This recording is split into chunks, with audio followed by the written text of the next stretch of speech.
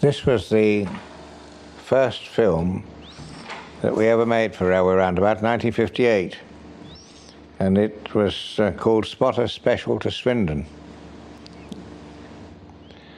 In fact, we took our producer, Peggy Bacon, there, and I think she had a tremendous surprise. She never expected to see anybody as interested in railways as they are. So we showed all kinds of engines, the idea being that we should be able to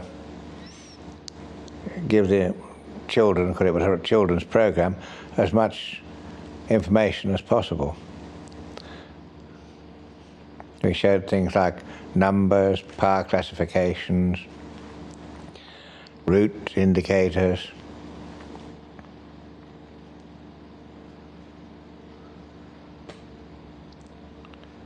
headlamp codes,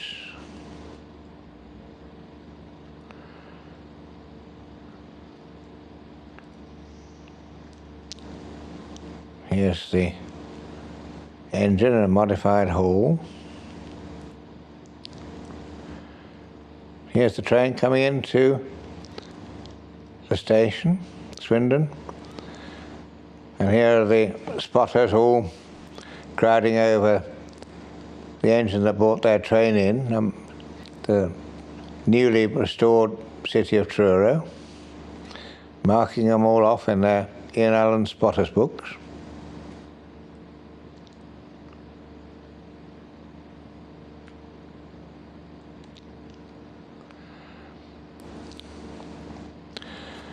Spotter Special comes specially from Birmingham. You saw the hall being prepared at Tyseley Locomotive Shed, Birmingham. Here's City of Truro standing outside Swindon.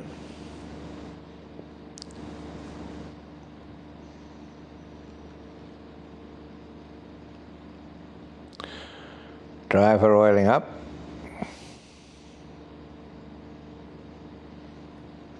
Something quite new again then. The engine had only been out a couple of years or so, out of Swindon Works after it had been done up. Very important, this in 1958. Here it is leaving Leamington with an SLS special for Swindon.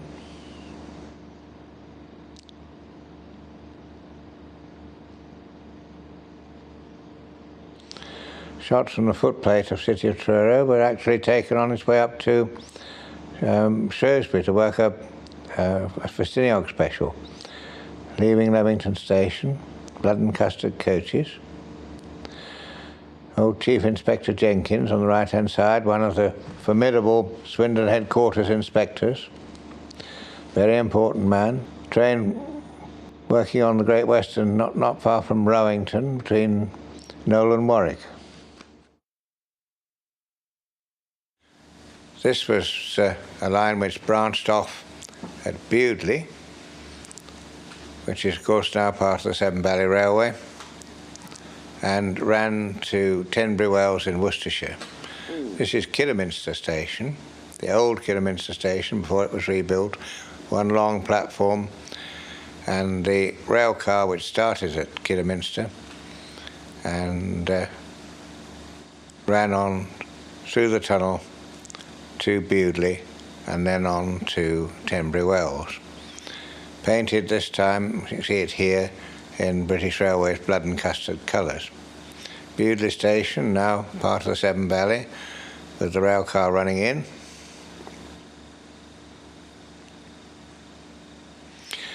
Here it is taking the main platform where the station building is, where the Tenbury line branches off to the left. Signal box at this end of the platform, and it's obviously an all stations train. You see the day trippers to Bewdley that have got off. Signals come off for the Tenbury line, the miniature train staff exchanged, and the driver's off, and they're across the viaduct down to Bewdley. Now, this is Wooferton, on the main line from Shrewsbury to Hereford, the Great Western LMS or Great Western LNWR joint line. And from here there was a branch that also went off to Tenbury. And this was worked quite separately, as if they didn't know anything about the other railway, from Wooferton, from this main line to Tenbury Wells. And in fact, it's very rare that the trains made any kind of connection at all. It was almost as if it was deliberately not done, or deliberately missed any connections. So you had two separate services going into Tenbury Wells, one from here on the main line from Shrewsbury to Hereford, and the other one from Kidderminster and Bewdley. So here's the push and pull train with its bell on the front, worked by a 1400 class 042.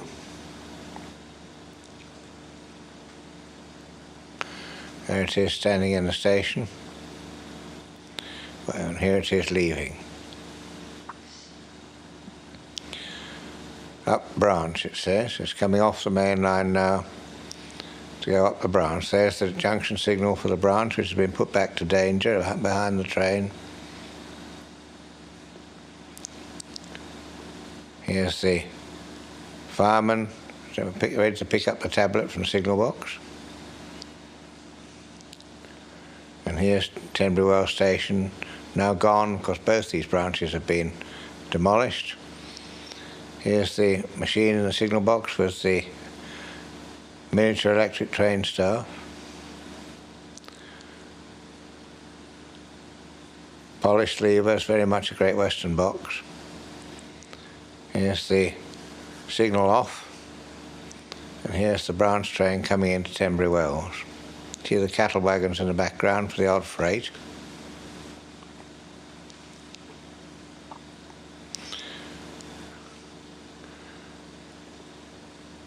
There's the signals pulled off for the train to run round, go back again into the other platform ready to go back. 1443 it is.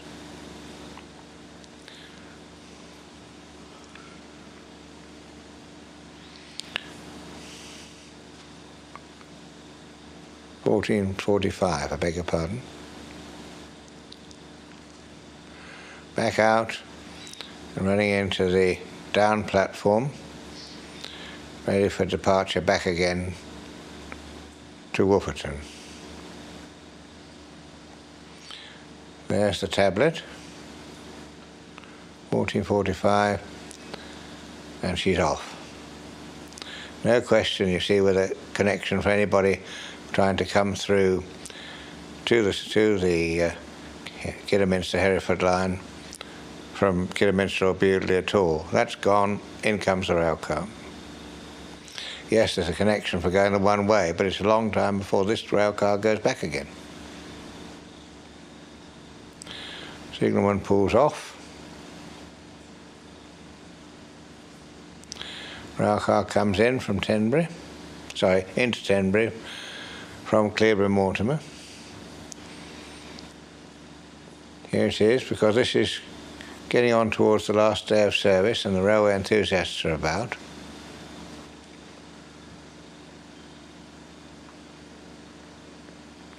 Rail car does the same thing as the push and pull train, comes out of the down platform, back into the up platform.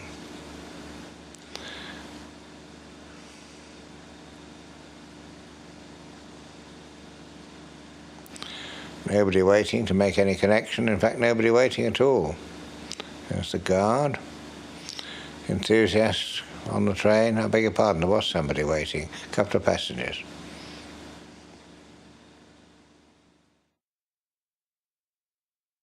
This is the Viaduct Inspection Unit, 1959, and that's one of the 260s, one of the, actually the LMS designed 260s, but with a very thin chimney on, which they used in the northeast area. I rather think that they were, although they were designed, of course, at Crewe, these were probably built at Darlington, but they were the only ones that ever had a very taller and thinner chimney.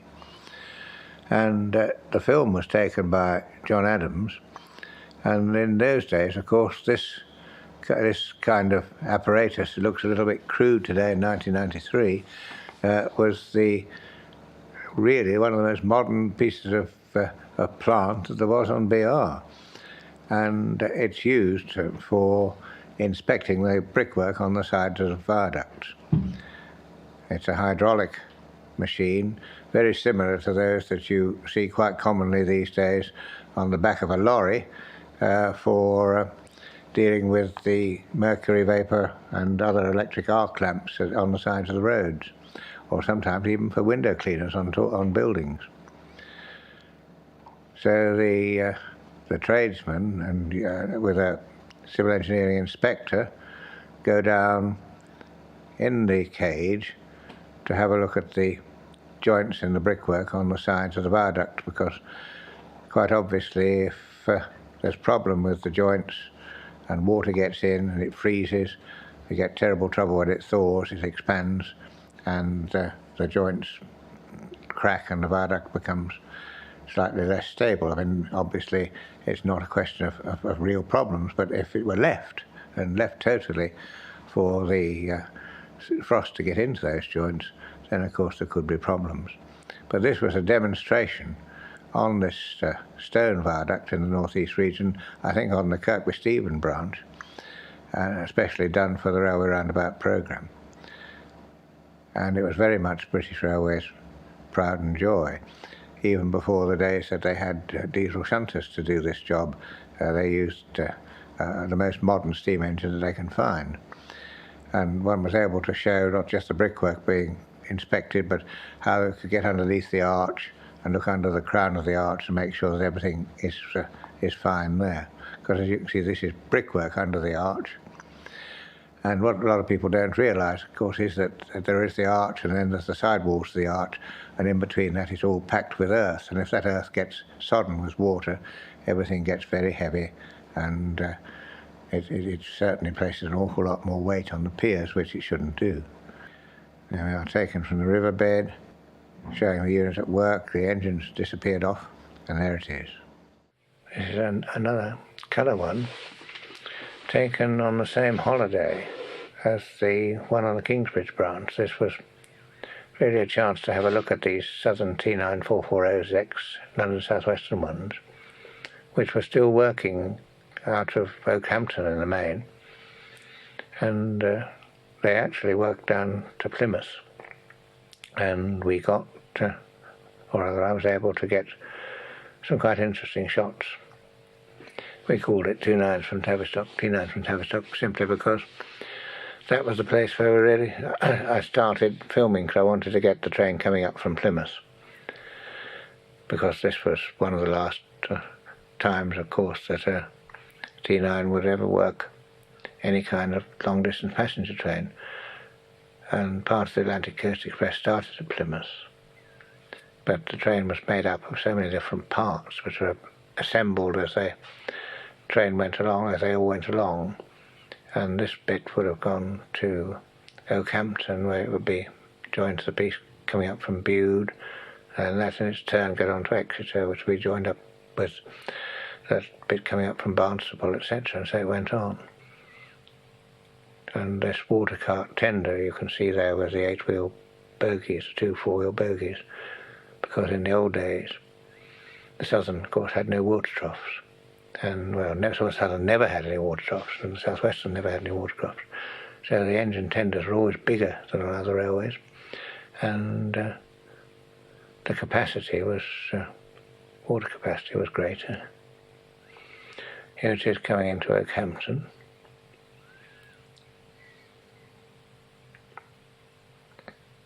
Here's the water cart tender, as they were called, 2 4-wheel bogies. Oakhampton with the southern green at the back of the station name board. RT9 comes off, and the coaches are left behind, and there's a general shunt now. Very interesting, really, how this used to happen regularly, or every day of the summer season, and I suppose every day as long as the Atlantic Coast Express ran. So here's 30313 with the wide splashers, which have now come onto the back of the train, and it's hauling it out, passengers and all, and they'll go into a siding, and they'll be waiting for the main train to come up from Padstow, Bude, behind a West Country. I think it was a West Country, yes, it is. And then they'll back it on. So this is the first move in making up the long Atlantic Coast Express that eventually ended up at Waterloo. There it is, 30313, backing or pushing the coaches down, and we could talk about the fact that there was a resident shunter, and that was his job, to couple and uncouple these trains. And you can see how comfortable these coaches were, and you see really the different type of passenger that tended to travel in those days, because there weren't so many cars about, and it was a very much more gentle type of traveller than some of the travellers you get today. Meanwhile, 30715 was on the shed being coaled and watered, ready for its return trip to Plymouth, doing the thing the opposite way around later on in the day. But we were able to show things like the southern route discs, the white route discs, the extended smoke box, which you can see there when the engine was superheated, and the dome with its safety valve, dome cover with its safety valve on the top,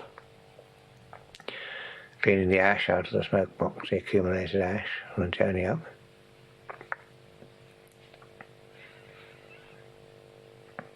And here's the other one, you see, with the wider splasher and the standard tender, the standard six-wheel tender.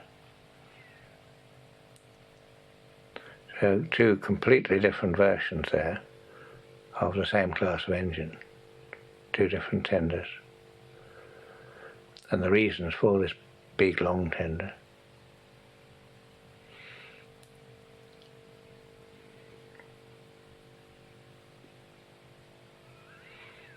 So this is the 30715 going back, getting ready to get off the shed again later in the day.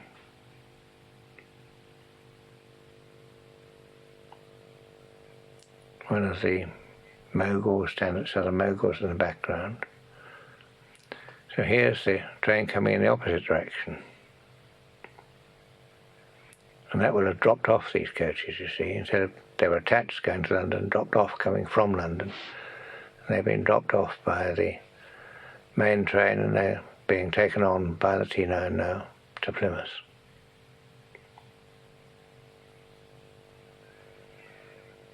And this was an opportunity to come a quick look at the type of cab and see what was happening on the footplate and the slacker pipe to water the coal to keep the dust down. 30338, you see another, this time a wide splasher engine with a water cart tender. Distance signal, explain why a distance signal. And this is Launceston. And we went down there in the afternoon because they were working down this branch too, and got 30338, again beautifully clean. The only thing I wish is that I'd taken transparencies at the same time, but it was virtually impossible to do jobs at the same time properly. There's the cab layout.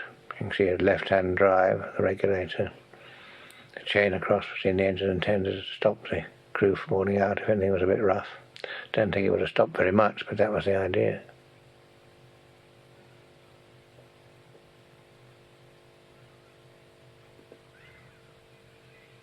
Southern upper quadrant signals on LSWR lattice posts.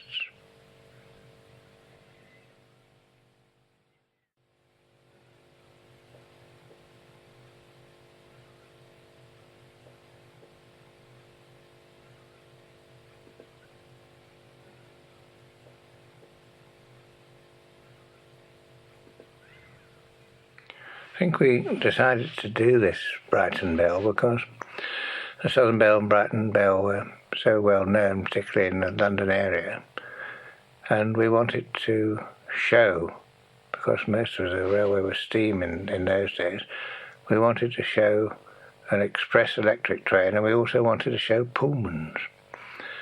And out of London, apart from on the LNER main line, there really weren't any Pullmans, apart from the Brighton Bell and the Bells on the Southern.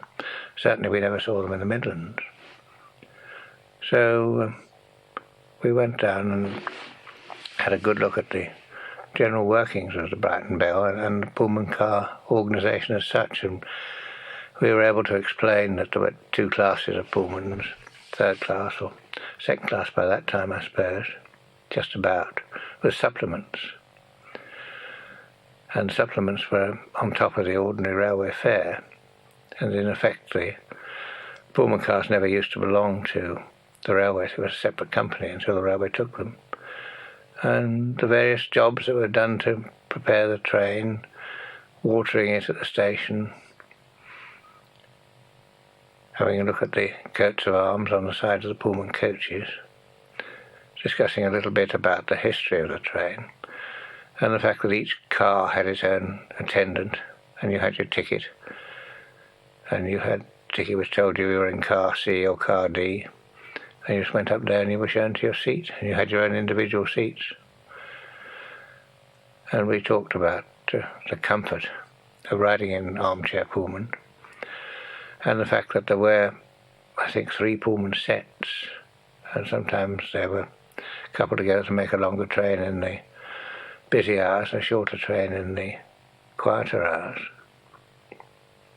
And the Pullman colours, because in those days not only was there internal comfort like this, but the Pullmans were very much Pullmans. They had the chocolate and cream of the old company, none of this nasty business of the BR later days of the Brighton Bell, where it was done in blue and cream. You also made some comments on the type of passenger that tended to use the Brighton Bell. They were usually obviously the better off, whether they were riding third class or second class or first class.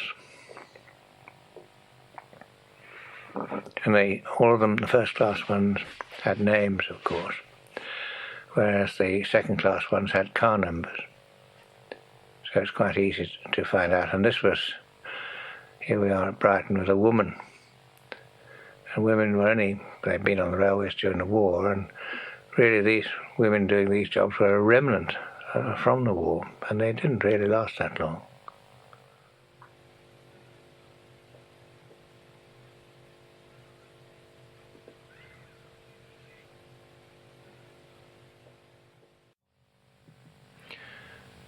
Yes, the Bristolian was one of the films that we did quite early, and we did it with 2 castles, the only 2, I think, double chimneyed castles working at the time. One was Dressluin Castle and one was Earl of Mount Edgecombe. And this is Dressluin Castle, and it's the opening shot of the film with the engine coming into Bristol Templemead Station.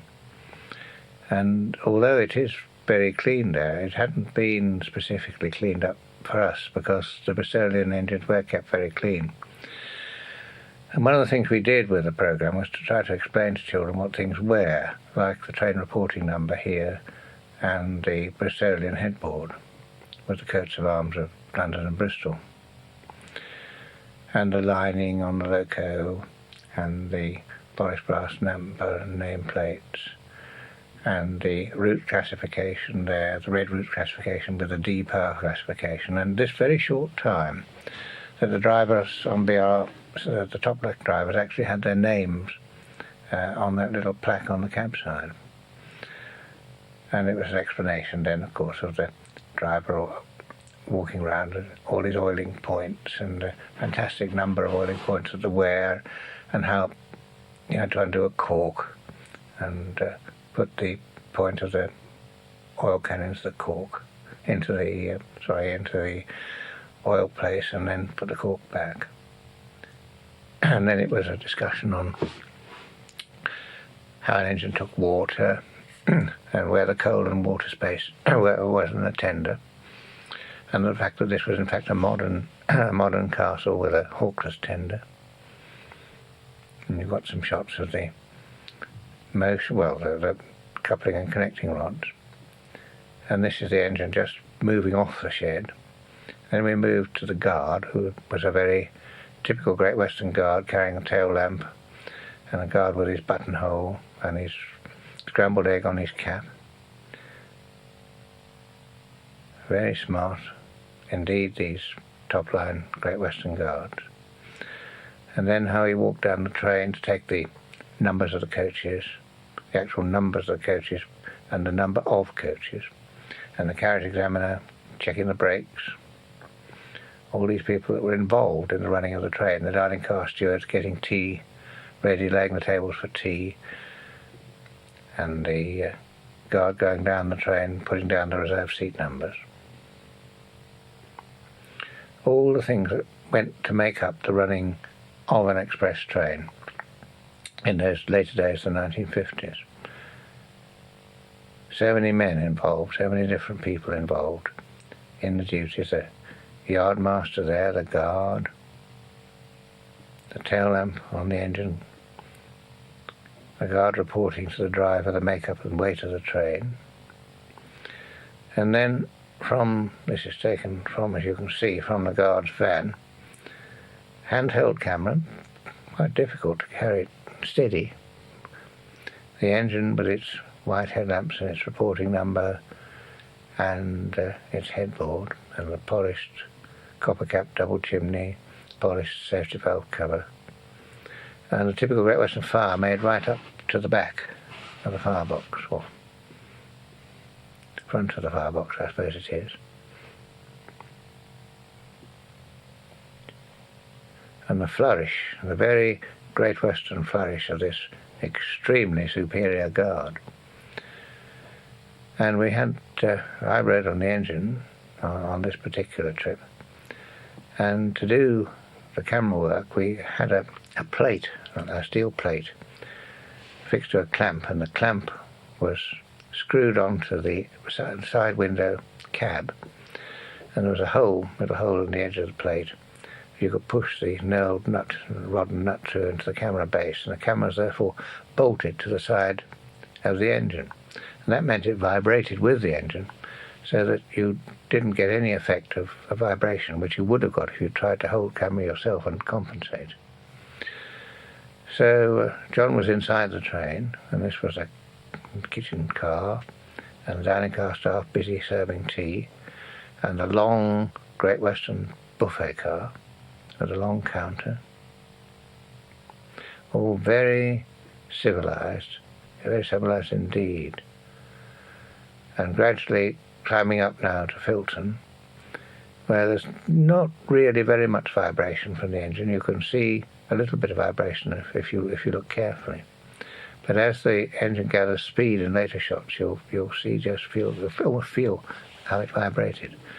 And this was another day, of course, with handheld shots in the train and on the engine,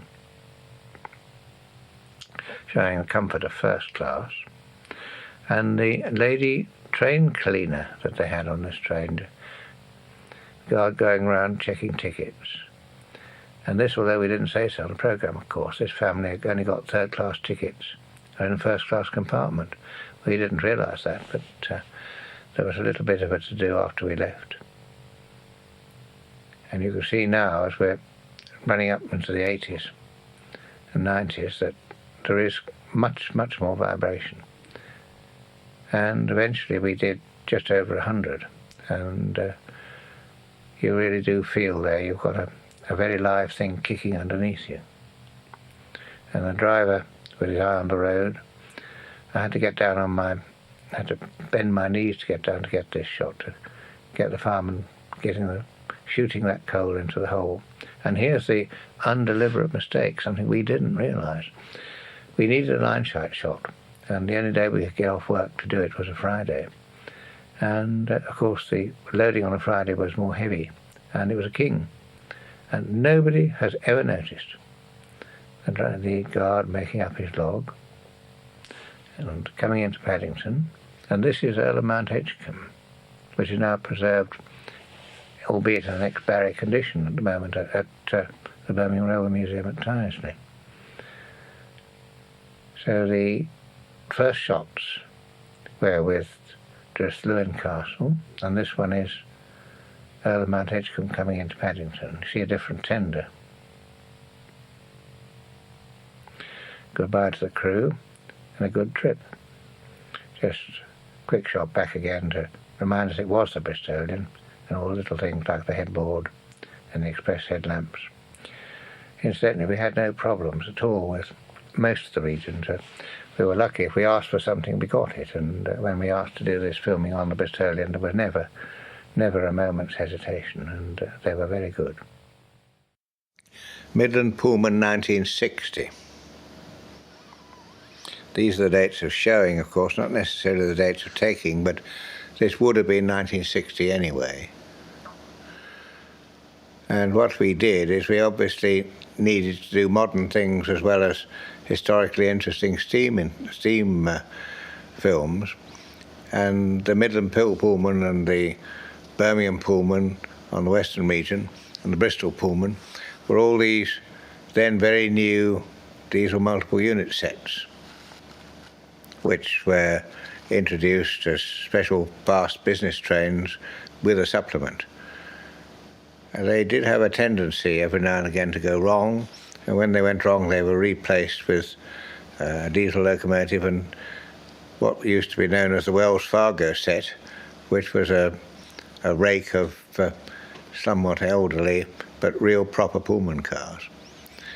Now these Pullmans were first and second class, and like all Pullmans, you booked your seat and you had a meal actually at your seat.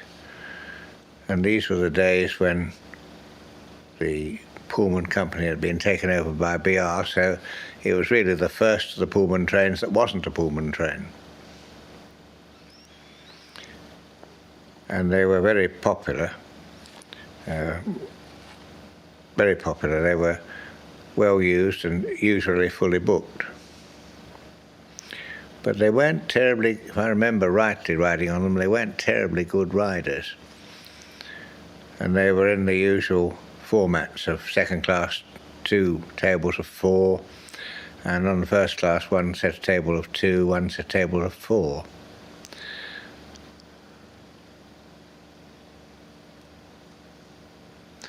And the Pullman coat of arms, of course, although, to say technically they weren't, and they had the same, almost always the same crew, each crew had its own, each coach had its own permanent crew. And this was the trial run of the Midland Pullman, actually running out of St Pancras. It was a press run, and we all went down and had a press day out on it. It was very interesting to ride on what was then the most modern train in the country. Full kitchen car facilities. Marylebone station master in his top hat. And the railway official photography team.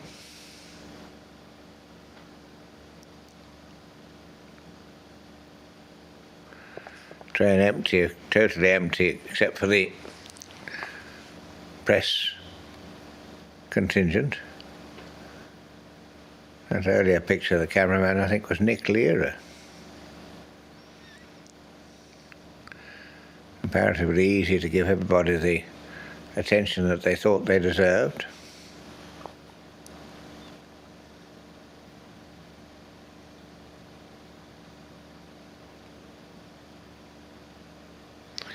Trial runs by the line side as well, just to get the feeling for the press of this new train.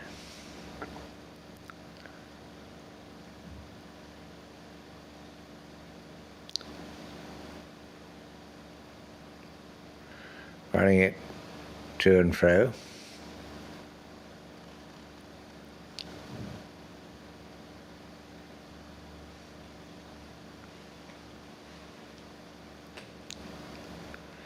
Certainly got the idea that it was a sleek piece of modern technology. in what was to become almost the new BR livery of blue and cream.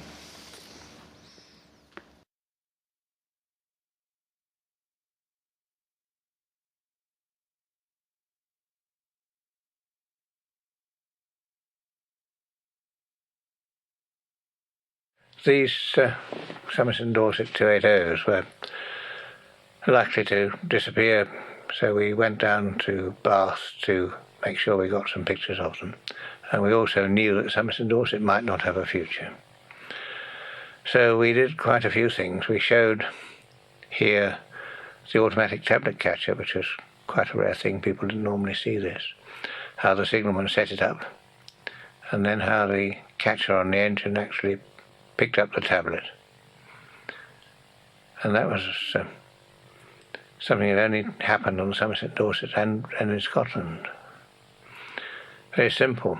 It saved an awful lot of firemen's arms, and it could be done at a much faster speed, of course. So we went down to Bath Green Park, and we found these two Somerset Dorset 280s, built specially at Derby for the line when it was an independent joint line, and got them banking up to Combe Down Tunnel. Then we went down to Radstock, and there's the Pines Express going through with a 210 on it, which was interesting. So after that had gone through, because remember a lot of the S&D was single line, the goods comes into Radstock, and it's another banking operation out of Radstock, quite a very hilly piece of railway, the S&D, and this was banked up to Shepton Mallet. And you see the loco is actually coupled onto the back of the train here. And there's a very interesting operation at the top where the guard can lean over and actually unhook it as it comes over the top of the bank, which we'll see later. So we're leading Radstock North, which is the Somerset Dorset station. Radstock, the other Radstock station, was the Great Western Branch. And we've got the Somerset Dorset line worked with Derby-built engines, as it had been really for most of its existence. Nothing changed. Midsummer Norton, the prize-winning station for flowers, and a beautifully kept station. And everything's starting to work very hard coming out of here now, coming up the bank. And it comes up to Midsummer Norton.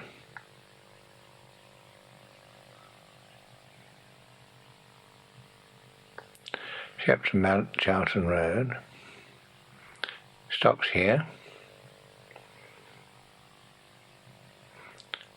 And then we've got another big climb out of here up to Midsummer Norton.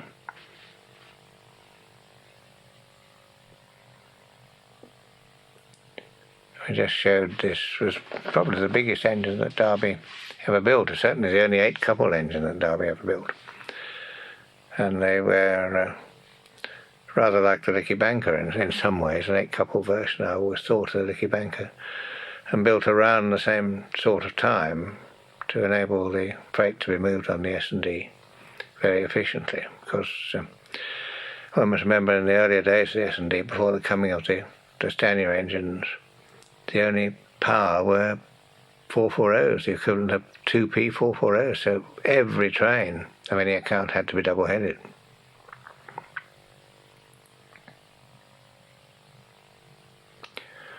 So out of Shepton Mallet, up the bank, and we're coming up towards the top of the bank here at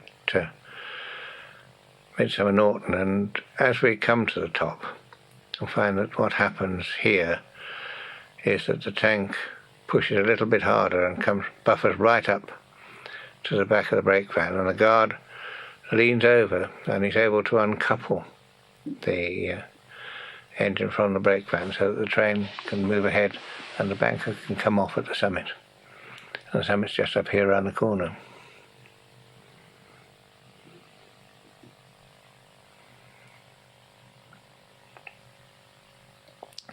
See, by the time they get to the top, they're going quite slowly.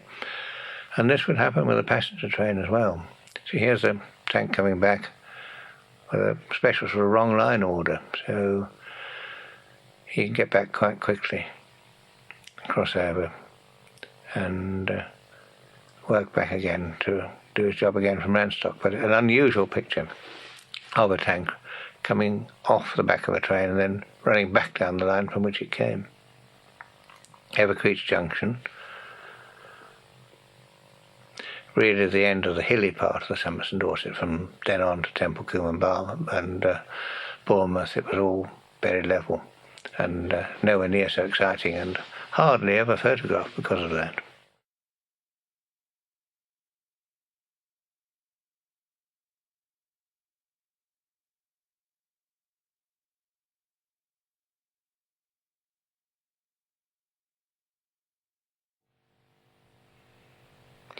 Park Royal, depot on the Western region, with something unusual about to happen, and that's the movement of 4073 Caerphilly Castle from there off the railway to the Science Museum using a Pickford's lorry and trailer. Presumably in those days Pickfords were about the only people that could do it, but it was a very, very unusual sight at the time. And that's Caerphilly Castle's old driver, and his original first drivers. He had it when it was a new engine, and he was a top-link driver on the Great Western. And he's showing his grandson what it was all about, and very sad or very proud. Very difficult to tell, isn't it? Because he's probably sad to see it dead and going off and being walled up in a museum, but proud to have actually had a lot to do with it and feel it when it was alive under him like a horse, when it was young and he was young. So really, I always feel this film's rather like a funeral procession. Okay, we had to be glad that the Science Museum had decided that this engine was famous enough, and not just so much famous, but a mark in the technical advancement of the steam engine enough to be able to take it and keep it and put it in a museum, and that in itself was good, because in those days nobody had really sensibly thought out this business of keeping and running steam engines privately on the main line. I mean, even Alan Pegler hadn't thought of buying Flying Scotsman. We were still 2 years away, from 2 to 3 years away from the wholesale disposal of steam on BR completely. Well, no, I mean by 1965, and completely by 65 on the Western. And nobody had thought that anything would happen except a scrapyard for these engines, so there was some feeling of relief that the very first castle was being saved and would go into the Railway Museum of the time, really, the Science Museum. It's interesting that it was being preserved in its original state, or as near as its original state as possible, with one of the 3,500 gallon tenders which the castles had behind them when they first came out. And for years and years and years, of course, they ran with the 4,000 gallons, and those are the things everyone would have expected to see behind the castle. But no, this is a 1920s lined out 3,500 gallon tender. It must have been removed, I suppose, from a 43 or perhaps a Grange in those days. But everybody who saw, nobody expected to see this. This was done early on a Sunday morning when there was no traffic about. And we followed it by car and by foot. I mean, it took a long, long time. I think we got these shots after it had been loaded up and came out of Park Royal. And we went and had some breakfast. But when you look at this with these men helping to steer it on the back, a very primitive form of a low loader carrying compared with the transporters we have today. And when one thinks of all the engines that come out of Barry, and being taken up the motorways. This was only, well, in the early 1960s. True 30 years ago, but by the 1970s, 10 years' time, this form of road transport would be being used more and more, but it would be a much simpler thing, and it would be done by, when I say independent private contractor, well, it would be done by men, one-man bands, some of it, who made a speciality of moving loads like this. Here it is coming in the back way to the Science Museum at South Kensington. Had to be inched in all the way through, and there had to be a wall had to be knocked down to get it in. So the preparations were all very carefully done. If you look at that, you see British road services. Then, in those days, nationalisation was rife, really, and heavy transport like that was part of British road services. And it reminds one of in the old days when the railways were nationalised, the road services were divided in, you either had an A, B or a C licence. An A licence was a licence for heavy goods transportation, which was almost only granted to people like Pickfords and the very big people. B was the intermediate, which allowed you, I think, to go 50 miles. And C, which was the ordinary licence that most people had, only allowed you to go 25 miles from your base. So stuff was neatly kept on the rail in the early 1950s, and that coat of arms you saw there on the Pickford's lorry, it was a relic of that.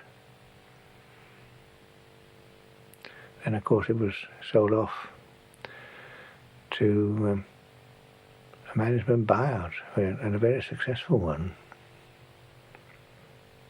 But there's Caerphilly, and it would have been done at Swindon the way they did everything. It was done completely restored, as if that engine was going out of works on a mainline journey. So it would have had new tubes. It isn't just a cosmetic job. It's actually went through the works in the same way as an engine would have done if it was going through a heavy overhaul. In fact, obviously much better than that. They took a tremendous pride in the job, and they turned it out far better, I think, than the later engines were turned out for work.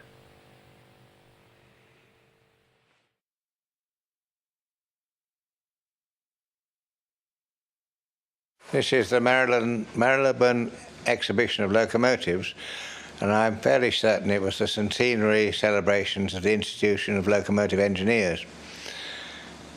And there were locos old and new on exhibition there: Evening Star, the Compound, Mallard, new diesels, and one of the experimental gas turbines. It was, I think, opened by the Duke of Edinburgh. So there's compound number 1000, which had just been restored at Derby, looking very resplendent in its Midland red, access to the footplates. Mallard on show, making considerable play of the fact it was the fastest steam engine in the world, carrying electrification. Interesting, isn't it? Carrying electrification flashes. There's the plaque. And this chap is actually the fireman who was on the record run, 1938, whatever it was. That was actually the fireman. Here's the Duke of Gloucester, the only Class 8P, now restored and running.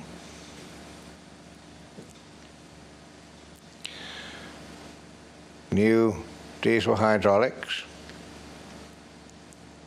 Brand new in those days, now of course all gone by 1993.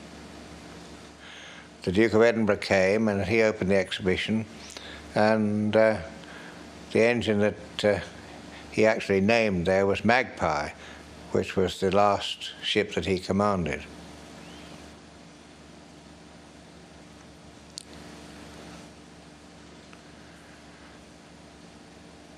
Showing the dynamometer, various dynamometer cars, because after all this was the institution of locomotive engineers. It was to show how progress had been made. The brand new electrics built for the new West Coast to electrification. The Deltic, just come in, the most powerful diesel loco that there was, just come in for the use on the West Coast main line. Shows you how Railway Roundabout was just in time to get the last of steam working at its best. And here's this experimental gas turbine, look, believe I think to have been on a Class 5 chassis. And some engineers have told me only recently this GT3 was in fact a successful piece of machinery, but politics didn't allow it to be adopted. And you can see when you look at this exhibition a huge variety of diesels and hydraulics, diesel electrics that there were in those days. They didn't concentrate on a few known successful ones. Everyone was in effect a trial. Here's the gas turbine again in maroon. Gas turbine 3, GT3. Duke of Gloucester and Evening Star.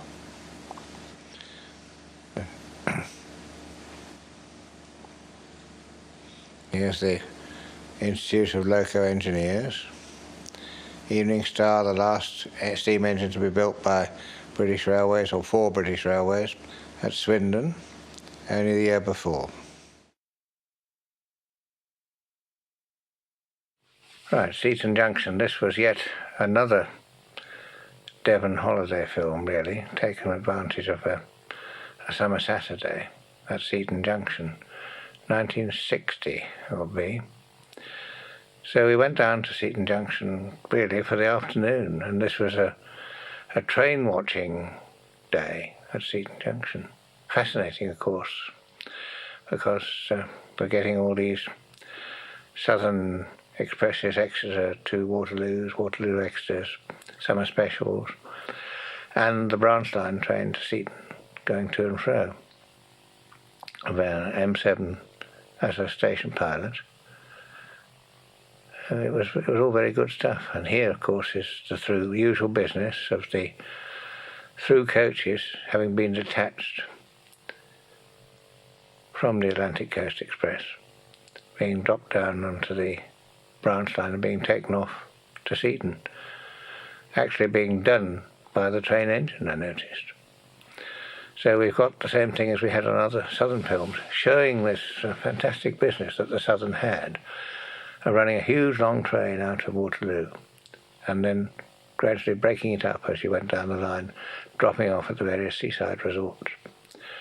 And this is the ordinary, normal push-pull service going down to Seaton Junction to Seaton.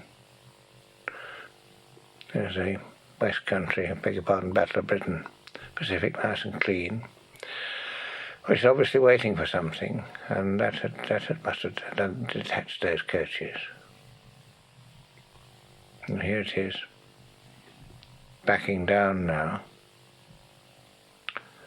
Meanwhile, there's a S15 coming in on a semi-fast, stopping at Seaton Junction. Quite a number of those S15s at work. We were surprised. And the streamlined and unstreamlined Battle of Britain's, West Countries, Merchant Navies rushing through at speed. Another S15 waiting to pick up a train. Those were much more forlorn, of course. Here was a stopper coming up from Exeter, working through to Salisbury. And magnificent thing, we actually got it double-headed. I thought, well, there we are. And the route discs are attached. You see, there's a bogie tender, Southern bogie tender, and a big water cart tender because of the fact there were no water troughs on the Southern. Usual business of a little coterie of people watching, accompanying up the pilot engine. And here we are, double-headed S15s. Interesting thing in 1960, going off up the Southern Main Line on a stopper. Very rusty, I'm afraid. Upper quadrant arm dropping down, a standard 460 rushing through. And interesting, see, a Western diesel hydraulic, because there was some problem on the Western region at the time, and there were a number of Western region trains going through this way. So here are the through coaches coming back again from Seaton Junction, with the holidaymakers returning to London. And this will now be taken off and attached to the back of the London train, making it even longer. It would have picked up the North Cornwall stuff at Barnstaple, and some more to Exeter, gradually making up the train. And then as it goes on now, it's going to have this section added from Seaton, and later it'll have the coaches from Axminster, or at Axminster from Lyme Regis. So 34068, nice and clean. Very dirty one going through, Merchant Navy. It's all gone black for some reason. This would have been in colour.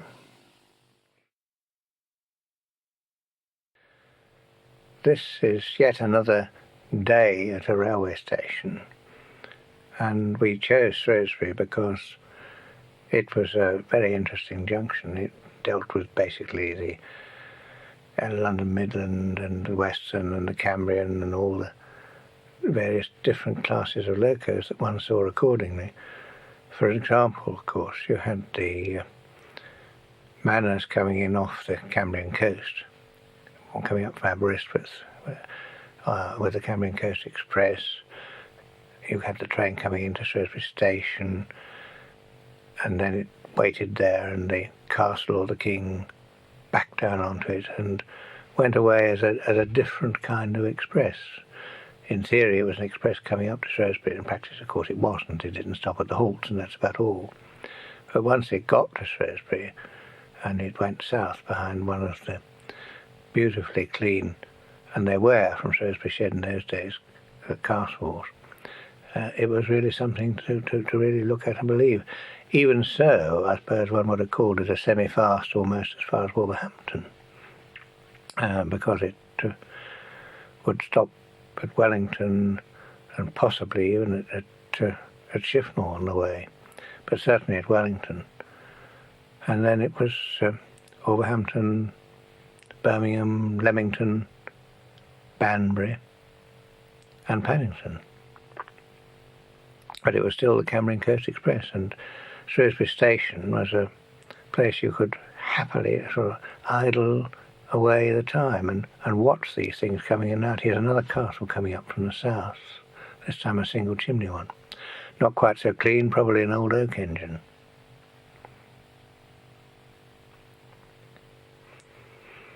And I noticed there the fireman leaning out with the knotted handkerchief round his head, which is something that was so common in those days, something you would never even think of or see today. The ideal way, easy way to keep the dust off your head on the sun out. And here's one of the Mickey Mouse 260s, the later LMS Light 260s, with the engineer's coach, number 80972 that is. And that coach ended up at Tyseley at the Birmingham Railway Museum. Here's one of the early diesel multiple units coming in, and that would be something that we would refer to, you see, because it was new and it was modern. A BR standard 460. They were all there, I mean, from the biggest engines in the Kings to these 264 tanks, Fowler 264 tanks, which were then working the Craven Arms, Llandovery, Swansea line, the old L&W line down through into South Wales. 8Fs, and Stanier 8Fs coming to and fro. Counties, the modern counties, of course, the 460 counties, County of Hereford, one of which was never kept, one of the few Great Western classes which never saw preservation, almost certainly because one didn't get down as far south as Barry. They didn't work in that part of the world, so they weren't rescued. But counties, again, working on the main line. But it was a good place to see halls, counties, castles, kings even, because kings had started to and be allowed up beyond Wolverhampton. 45 tanks on the branch trains. And even those in the late 1950s were painted in green and lined out. And there's that huge, well-known LNWR signal box, which is a landmark of its own. The ubiquitous pannier tanks, you see. And by this time, we're looking really at the modern ones, 96-57, with the big cabs. You didn't see so many of the older pannier tanks with the straight cabs, the 57s, the 67, 77s. Here's a King coming in with the down Cambrian Coast Express. Sometimes you'd have a King, sometimes a Castle. On that one, of course, there's a LNER coach on the front. Going forward with a manner, and look at the back of the cab there, that rolled up storm sheet. That's another thing that one doesn't see or doesn't think of today. The fact that these engines weren't terribly well, the crews weren't terribly well protected from the weather, and when it was wet, that storm sheet would be unrolled and hooked back onto the tender, giving them a sort of crude form of tender cab. 6018. Now that was the very last King of all. That was kept behind after the other Kings had all gone from service. And there's a funny rumour about it as to what really happened to it, because I've got a photograph of it in Swindon Works, in a shop in Swindon Works, some time after it had been withdrawn, looking as though it was going to be restored. And the rumour has it around Swindon that and the staff at Swindon Works that it was in, and Butlins were going to buy it, and eventually they had to put it off because there was no way that they could get it where they wanted to go by rail, and nobody in those days had thought of the standard business that they have today of taking it by road. Perhaps there wasn't a vehicle. So poor 6018, which was in beautiful condition, went for scrap. Here's the north end of Shrewsbury. So you had the south end, here's the north end. There's trains going on to Chester and Birkenhead. And that was interesting enough in itself, the old Great Western Main Line, in theory going to Liverpool, but of course really only going to Birkenhead, and people having to cross from that dirty little station across on the ferry, and it didn't happen.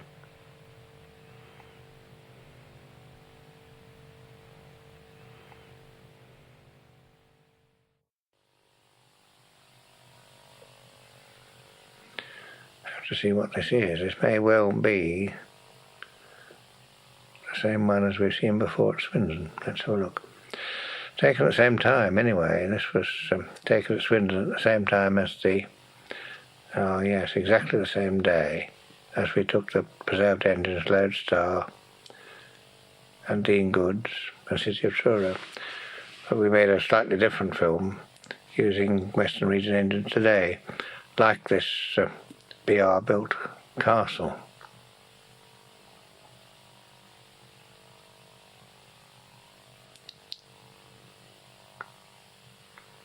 Double chimney castle. Built 1950, around 1950, when BR was still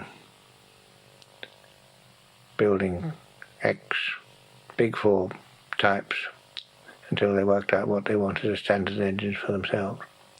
Very much a bit of Great Western. That chap looks like Jack Warner, that driver.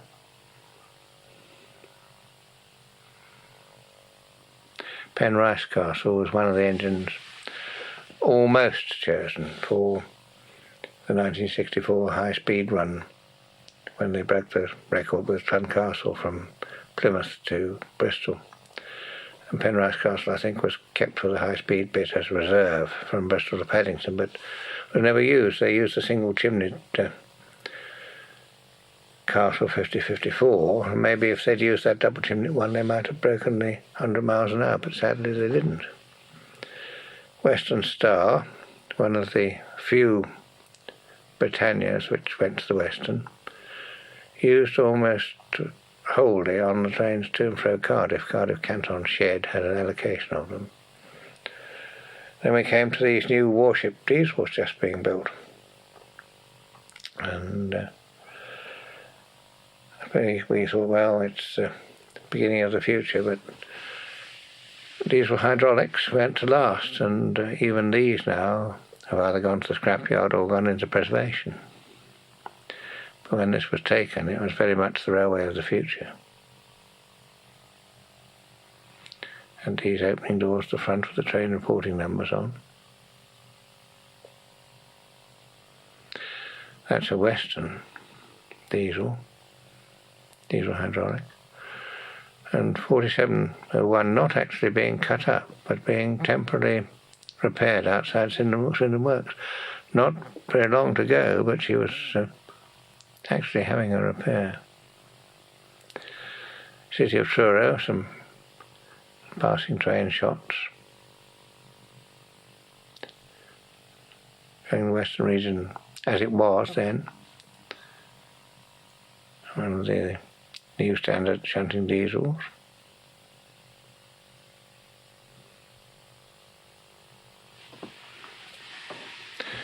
And the new idea of painting wasp ends to visibility ends to diesel, bringing out a 4695, one of the, again, recently repaired modern pannier tanks, still going through works.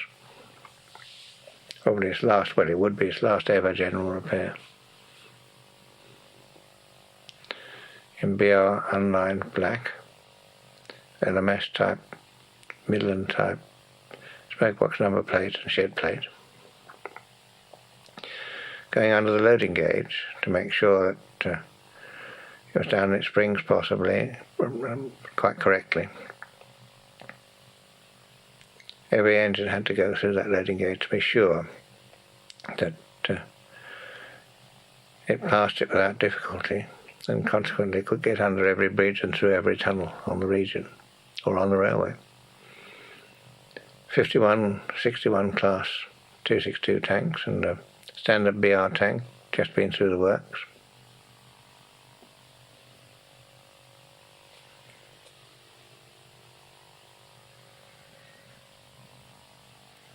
Final tidy up. Probably been on a test run and a few modifications and bits and pieces to be tidied. 6118, one of the slightly higher boiler pressure engines, built and used almost used going out on the suburban services out of Paddington and used on those until dieselisation. Then they went elsewhere and got broken up. The 61s you only saw really at Paddington. 51s, 41s elsewhere, but not 61s.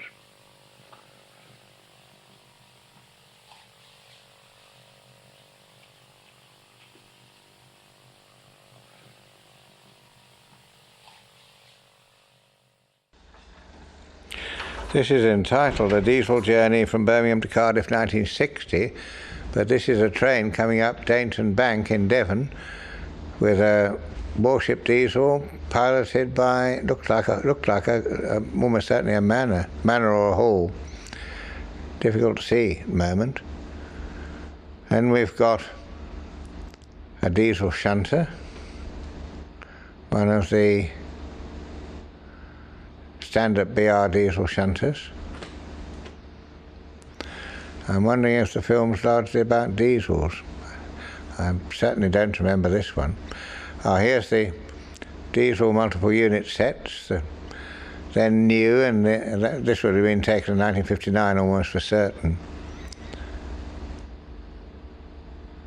Here's a DMU set marked Harwich. And then LNER Claude at Cambridge by the look of it. Yes, that's right, that's at the back there. There's the very last of the 240s to run in Great Britain. The very last one ever, now preserved at the National Railway Museum. An E4 240. And this is certainly taken at Cambridge. There it is, acting as station pilot behind this diesel. Very interesting film, this. Diesel with Great Eastern markings. Great Eastern, not headlamps, but head discs, bound for London, I would imagine. This piece of film was taken by John Adams, so I'm a little bit at sea on it. This is coming out of King's Cross, almost certainly taken in 1959.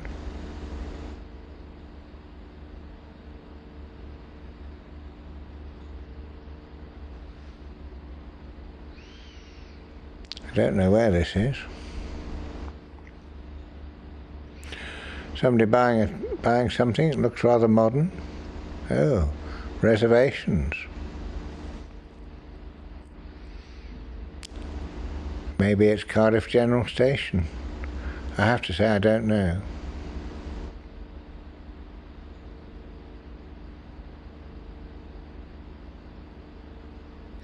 Certainly it's showing what was then the idea of the modern ticket machines. Still a two-man job by the look of it. Now here we are in the cab of a diesel.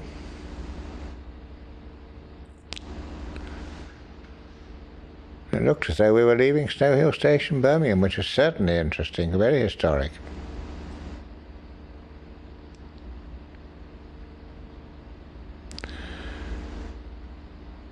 Passing an LMS steam engine. Oh yes, this is almost certainly on the line. That was the line going down to Gloucester. I'd imagine that was on the 4-track between Cheltenham and Gloucester.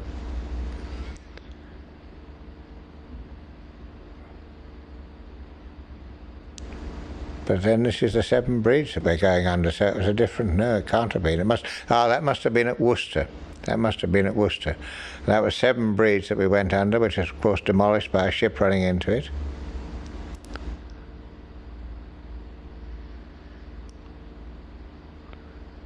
Well, I think this is Hereford.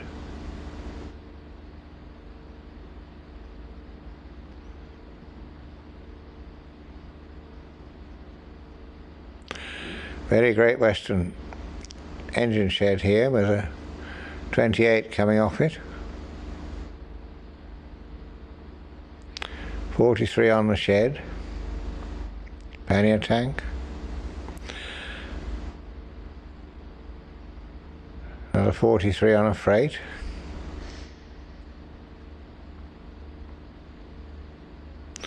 Very Great Western signal box.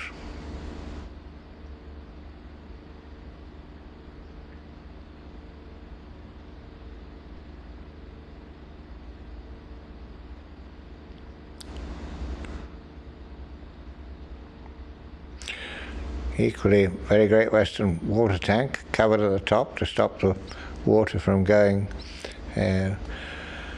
off at all. And a typical Great Western footbridge, covered footbridge, very historic these days. You don't ever see those now.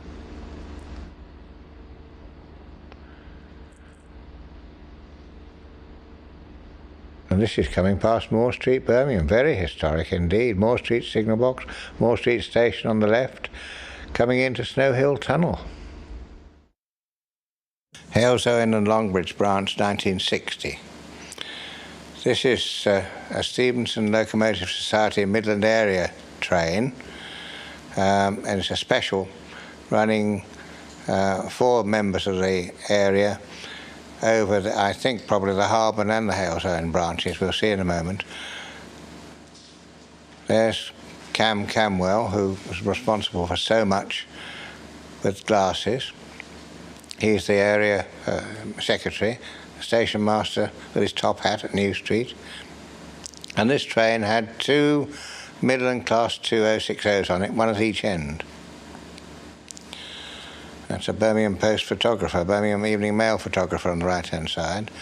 So here's the train going out of the post-war rebuilt New Street station, the LNWR side, out under the Hill Street Bridge, up through the tunnel. Now this is the Harborne branch, which was closed to passengers in 1934, November 1934, and this is only the second passenger train to run over it after that date.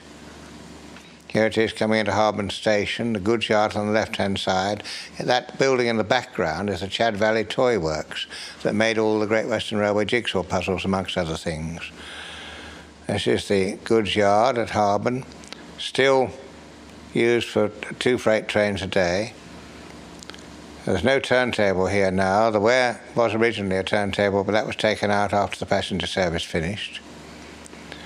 So here are the members of the SLS and their friends taking pictures of the second train only into Harborne since 1934. The SLS did run another special there in June 1950 with a Webb 242 tank. So here's the train leaving Harborne Station with a Midland 2F. This was the class of engine that was working the freights at the time. Backing out, coming up the 1 in 66 bank here towards the Woodbourne Road Bridge to Hagley Road, which was the summit of the line, running down again at 1 in 66 to Harborne Junction. This is the goods yard at Harborne Station, and the train's gone, everything empty, looking towards the turntable pit. The train then ran out to Galton Junction to Smethwick West.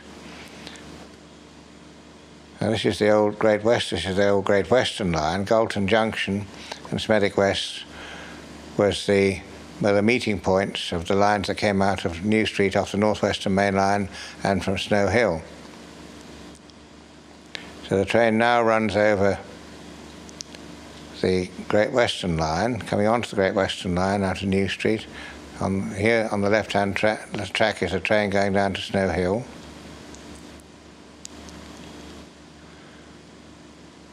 So here's the then hardly used connection up through Smethwick West to Old Hill, which is on the line to Stourbridge, running from Old Hill down to Halesowen. Now Halesowen was the end-on junction with the Midland Railway, and there was quite a lot of freight running at that time, all used by these 2Fs, run by these 2Fs from John Summers Steel Works and running up to the Austin Works at Longbridge. It's a very steep grade out of Halesowen Station.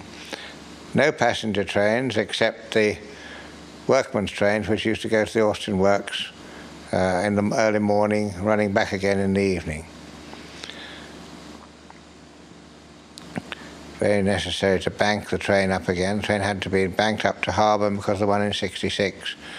It had 1 engine for the rest of the journey, and then 2 engines again out of Halesowen because of these steep gradients, up through Huntington Station for the Bluebird Toffee Works,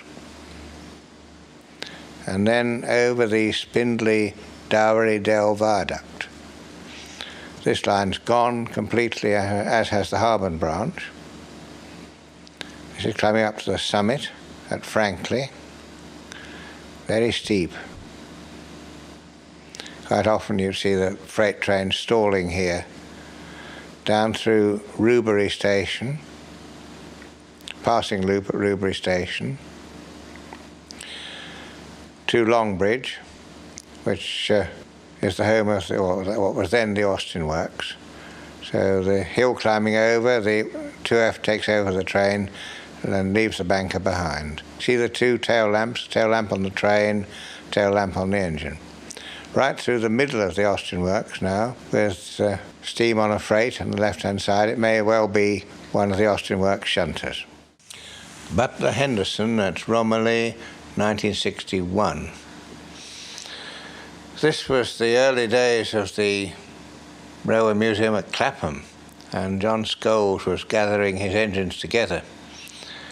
And very fortunately, one of the engines that had been decided to be, they had decided to put into the preservation plan was this lovely great central director, Butler Henderson. And it was restored at Gorton Works, when Gorton Works was then still open, and brought out for special photography at Romilly on a piece of Cheshire Lines committee, a railway, especially for photography on a very nice day. It was official photography for the railway and for John Scholes, and we took the opportunity to go up and photograph it, because in those days official railway preservation was quite new, and the fact that a piece of engine like this, of this age, and a 440 to boot was still left and was available for preservation was really quite a piece of news. And as we wanted to have the engine taken for the programme, we obviously needed some movement. So we arranged for the loco which had brought it out from the works to pull it up and down. At that time, there was no intention at all to use the engine to steam it, and quite a number of the pieces that were restored on it were actually made of wood.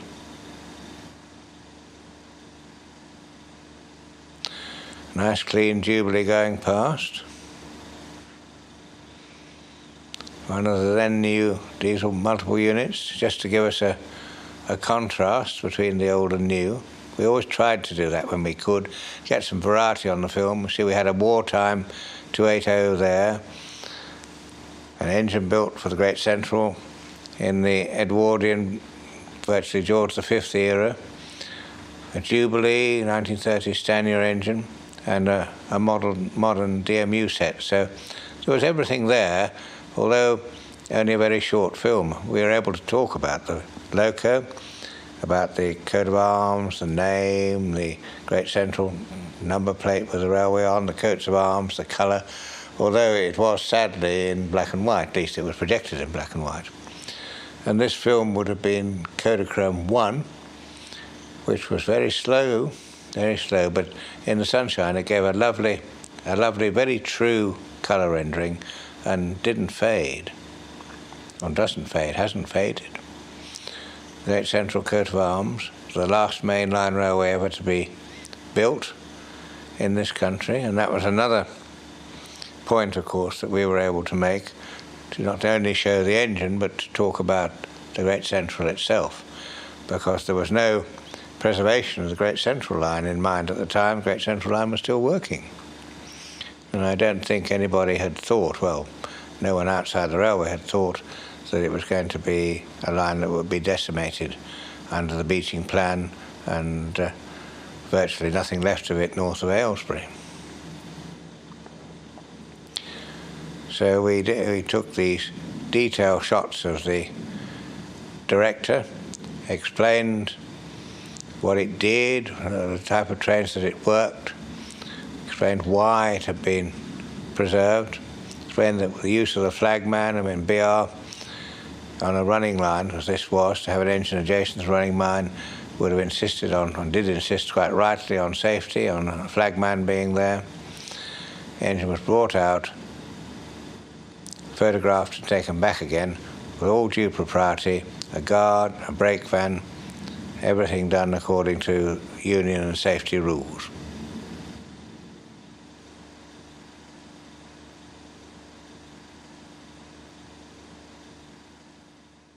York Signal Box 1959.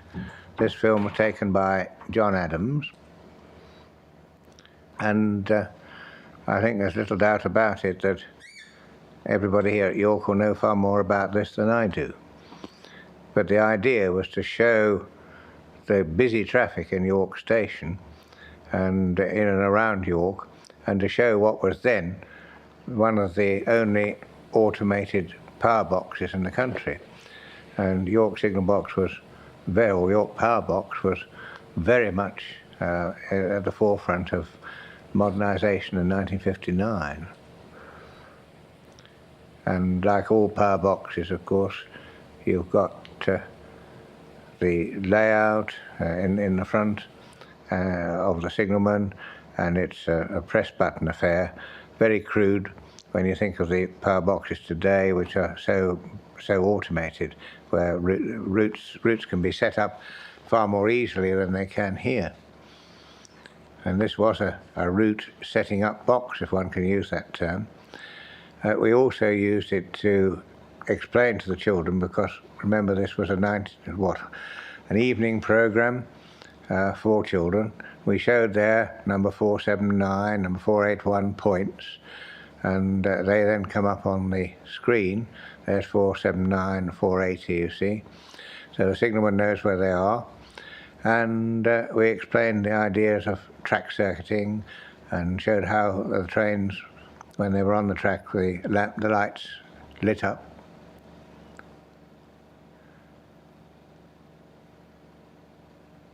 And the route indicators and platform indicators for the train crews on the signal gantry, so they knew which platforms they were coming into, or again set up from the box.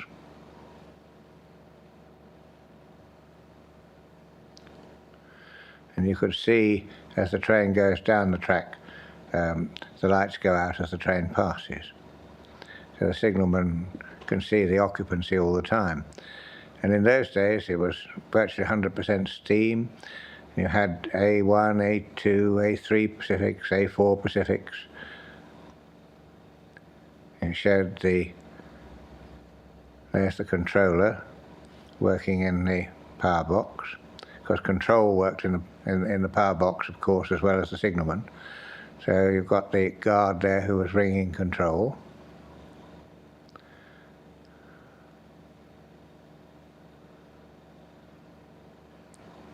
There's the call button. Here's the train standing on the track at the signal. There it is, standing there. You could see it in reality and in the power box. And the signal changes, that was done deliberately to show exactly what happened. There's the train standing at the signal. The road's set. There's the colour light signal. 3-aspect colour light, red, orange and green. So he's got a yellow. He's away. Slipping like most of the A3s did. This is a Gracely A3. There's a northeastern, ex-northeastern type 460, probably built by the LNER, coming in with a fast fitted freight. Coach has just been repainted in what was then the new red, and here's the blood and custard coach at the back, the original BR colours. There's the track coming out of the platform onto the train coming out of the platform onto the main line, and it's away. There it is, under that signal. You can see him going down the track circuit.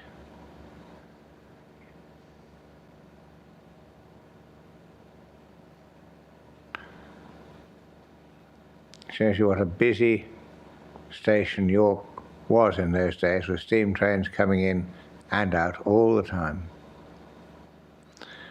New Mark I coaches. There are the point setters and signal setters.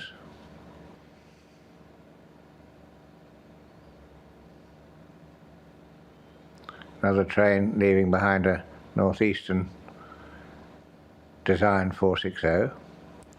Coaches in red.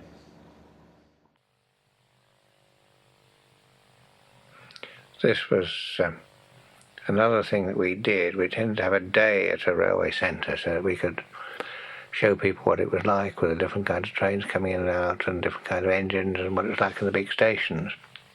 And we decided to go to Newcastle because there were one or two interesting things there. There was this tank engine, this 060 tank, in old northeastern colours, with the BR emblem on one side of it and the Northeastern Railway coat of arms on the other, which was used as a station pilot and kept very much as a pet, because these were the days when the regions were given this bit of extra autonomy, and they did play about, and they were given a bit of pride, and they did show off their own little bits of specialities like this, which was a nice little piece of publicity. And although this was a very old class of engine, it was a useful class, and it continued to be built quite late on. So that was one reason we came. Another reason we came, of course, was to see the big engines going in and out, and the other was to see the last of the North-Eastern J21 class 060s. And here the new diesels coming in on the East Coast mainline.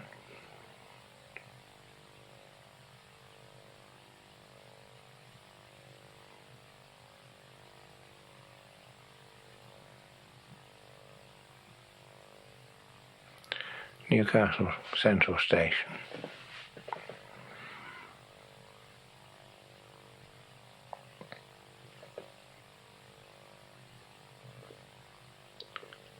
And the A3 Pacifics was altered with the double chimneys to make them more efficient, but certainly making them look ugly.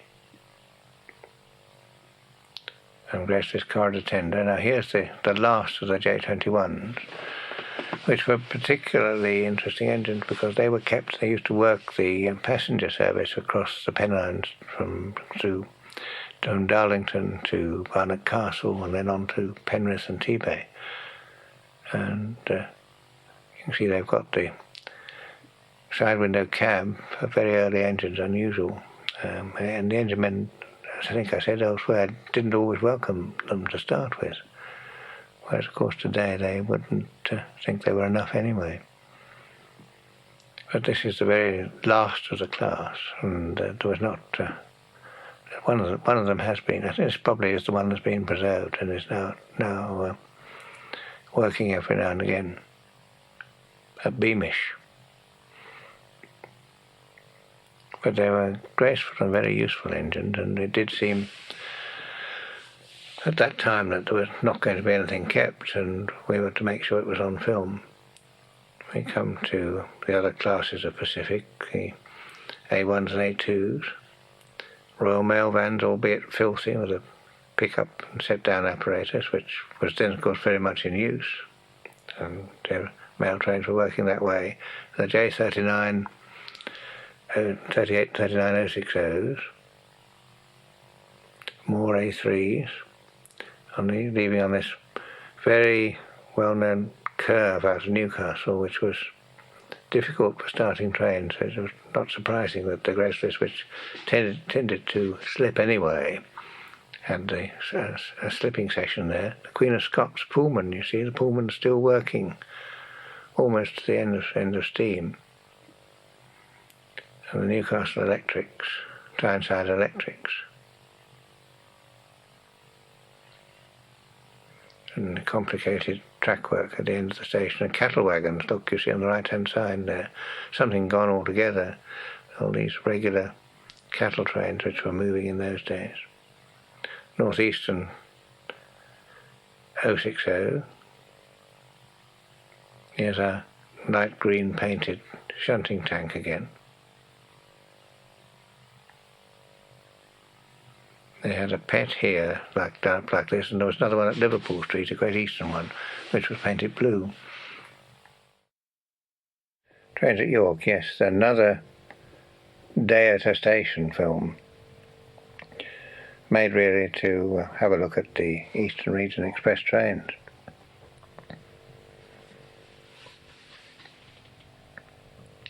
Trying best we could on the programme to cover every region, so that we could, when these are the people here sitting here, the programme was made for, to let them see everything. So here we are, an A4 coming through, another A4, so that it's really here a series of trains going through, and it's a spotter's day out at York, really. One of these small 060 tanks, but we did nip across and have a look at the original Railway Museum at York, set up by the LNER. And this was a party of school children going through. Quite interesting engines in there from the old days. They were a bit hand-picked, and they were obviously LNER orientated. The Great Northern single, Stirling number 1, and quite a number of Northeastern engines.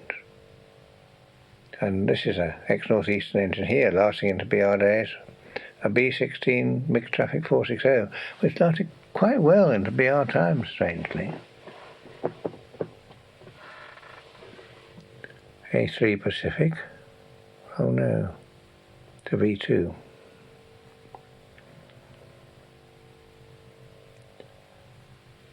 One of the Riddle's 210Os, a single chimney, more spotters at the end of the station. The new diesel multiple units coming in,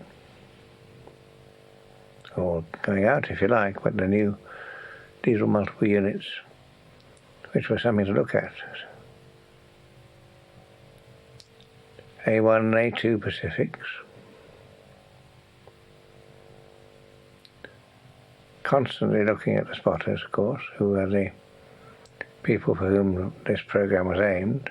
K1 260, a modern K1 mogul. One of the small blinkered A3s made them very ugly with those German little small blinkers below the chimney. A1s and A2s again, slipping as they go out of York round the curve.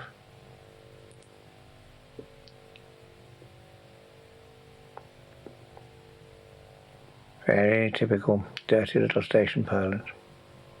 So that was what it was like to be a spotter at York.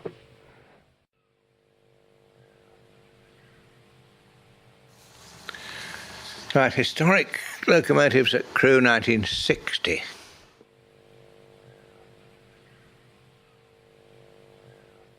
So these were the days when there was no National Railway Museum in 1960, and it was also the date that the North Stafford 062 tank, which was eventually to go to Shugborough Museum, was brought out of use from the National Coal Board. There were 2 or 3 of these North Stafford 062 tanks running, and this film was taken during an exhibition at Stoke in 1960, and the engine had just been brought out and was repainted in its old livery.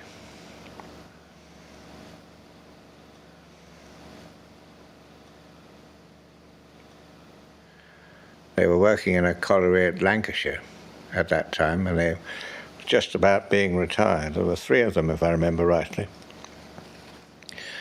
And in those days, nobody thought of seriously getting one or buying one for private use, because there weren't really any private lines except the Bluebell and the Keighley and Worth Valley.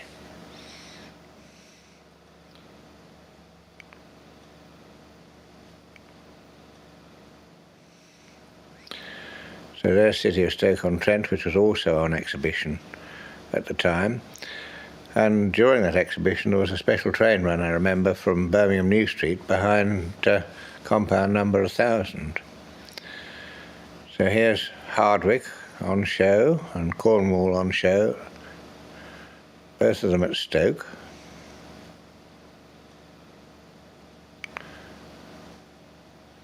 Very rare to see them outside Crewe Works, of course, at that time.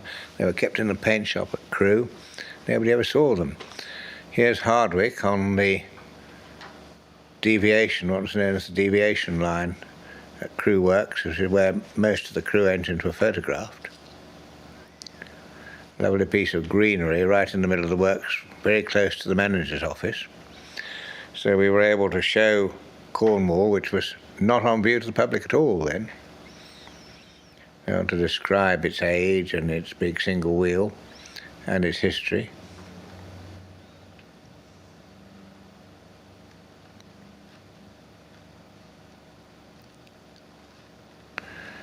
There it is being run up and down the deviation line at Crewe, the North Stafford tank, Hardwick and Cornwall. Here they are in line with the City of Stoke-on-Trent all ready to go to the exhibition at Stoke. All being shunted by a recently overhauled and repainted 8F.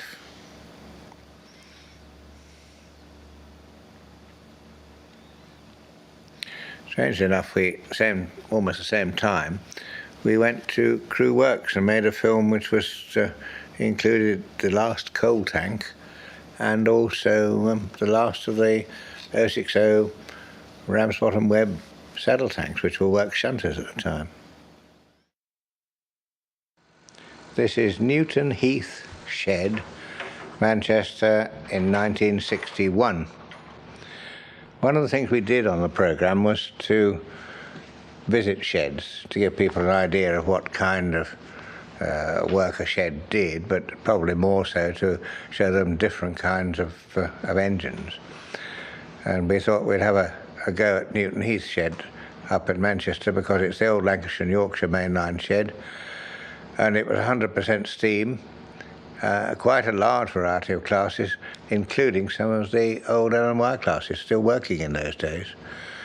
So we went up and had a look at Newton Heath, and of course the main express engines working out of there were Jubilees, and they tended to work to Blackpool, and they worked up north from Manchester, and they were the main express engine.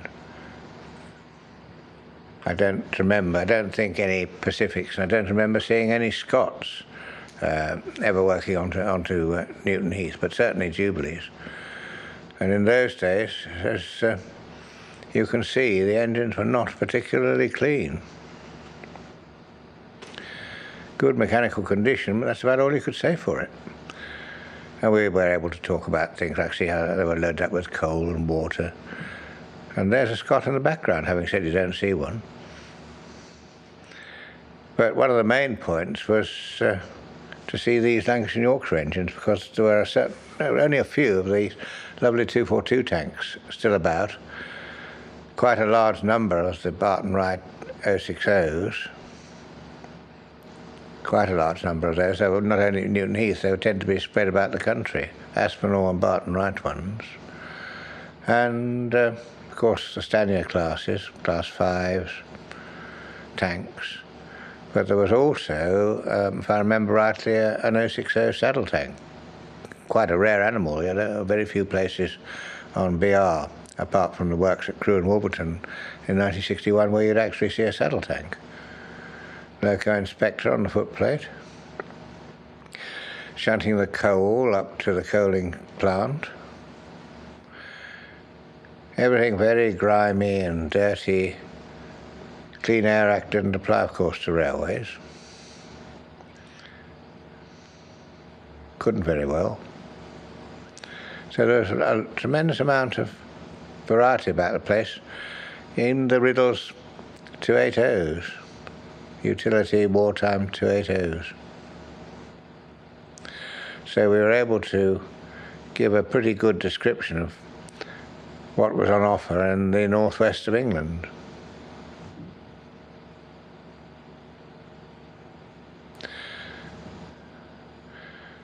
Those days, of course, there were spotters. You saw the spotter's notice, which says spotters not allowed beyond here without a permit.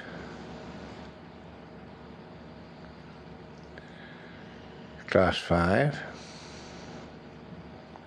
equally dirty, but with the flashes beginning to appear, the electric flashes just beginning to appear on the engines.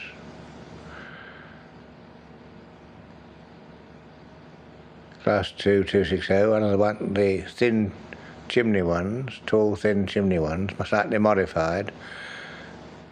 I think they were Darlington built, but I'm not certain. Show how awful it was in the ash pit, what a dirty place it was, and the ash screening there, keeping the... Oh, here's the saddle tank. Not sure whether it's this one that's eventually preserved. Certainly one of them was preserved.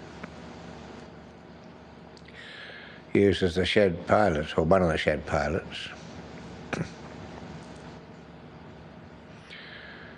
But I don't think I remember seeing a clean engine on Newton Heath Shed at all. This tank, 264 tank, Stanier 264 tank, looks as though it might have been... Oh, here's another oddity. Of course, in those days, one of the Fowler 080s. Beginning to go. Can't have been many of them left by then, because they didn't last as long as their older Northwestern sisters, nowhere near so long. I think it was axle box problems, and I think this was their main difficulty. And of course there were not a lot of them either, so they were almost a non-standard engine. And these LMI 060s, of course, wandered all over the place. You could even see them in places like Brecon. Used to work out from Hereford to Brecon. Shows you what a shed was like. Sometimes we complain about diesel depots making a smell and a noise, but steam sheds were much worse.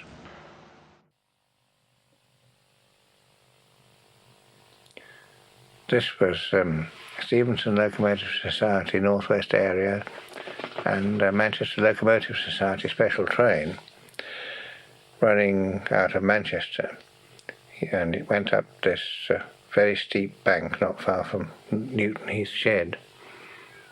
And on Newton Heath Shed, which was the old LNY shed, the principal LNY shed in the Manchester area, which housed all kinds of passenger engines, freight engines, suburban engines, it still had in 1959-60 a number of these ex-London and Lancashire and Yorkshire engines, the classes, including these Barton Wright 060s, still at work. And engines which, during the early days of the London Midland and perhaps the late days of the LMS, actually travelled quite far and wide. I mean, they travelled even down to Worcestershire. Herefordshire, worked out of Hereford, on the Hereford Hay and Brecon. But above all, they had, I think, 3 of these lovely LNY 242 tanks, which once upon a time worked the express passenger services over part of the LNY system, and where a very efficient engines has been one of them preserved, of course. And we wanted to get a photograph of them in service. And this was one chance to get them with this special train organised by the Railway Society. You can see that 50850 has been specially cleaned up for the day. It looked very smart in its London North Western livery. See Newton Heath Shed there with a LMS 264 tank and a curling stage, and an austerity over on the right-hand side. Quite a dull day, but dull days are quite good really for railway photography, city photography, because you didn't get heavy shadows all over the place.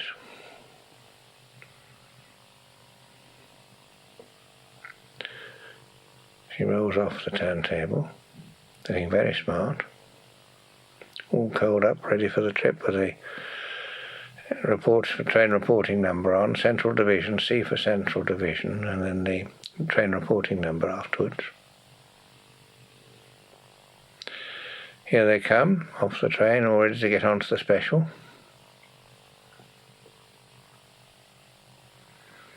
Something again you wouldn't see these days, with everybody being allowed on off the shed at ground level.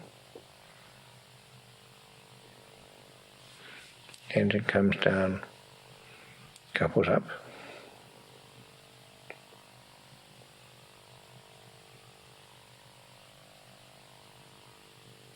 The inspector there in his bowler hat. Very much part of the railway uniform. You saw a bowler hatted man, you know he was if you like, a railway NCO of importance. Up to Middleton Junction. Very scruffy piece of Lancashire. Banked in the rear by this 060. Then the train did a tour of disused lines, or disused passenger lines, freight-only lines. Very typical railway enthusiast thing of the day in 1950s, 1960s, early 60s. Very common on weekends to have these railway excursions over lines long disused for passengers, or maybe lines that never even were used for passengers. Here we are coming up the bank. This is, I think, as steep, if not steeper than Lickey Incline. Very steep piece of railway, just a short distance. You can see it's steep, but they're both of them working very hard.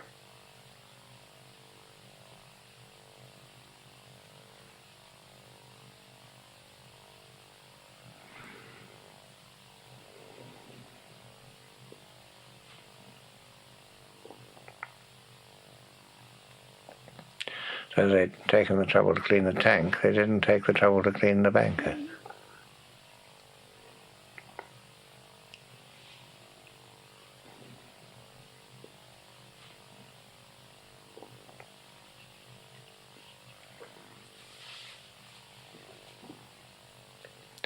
That was probably one of the last passenger trains to be run by railway enthusiasts, or anybody else for that matter, using just Lancashire and Yorkshire engines. Look at these people on the footplates. Again, something that today wouldn't be allowed. You want to ride on the footplate of a preserved engine on the main line, even if you owned it. You've got to pass special medicals, pass exams. And in fact, really, to most people, it's taken all the enjoyment out of it.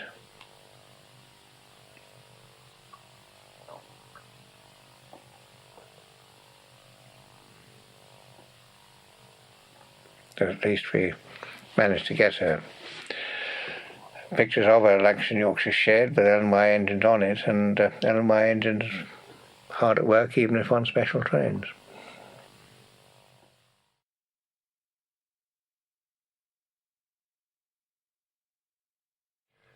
I think this got the name Kirtley Johnson and Co. It was a John Adams-ism, really, to try and describe to ourselves what we saw, but what it was in fact were the preserved engines then kept at Derby, kept in the works at Derby.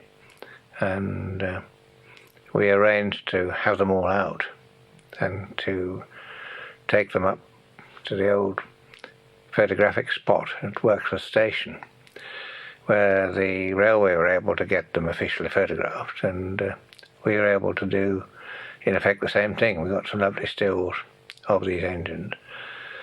So they were all coupled together with a Tilbury tank, and taken up one afternoon from Derby Works to Worksworth for the sole purpose of photographing them.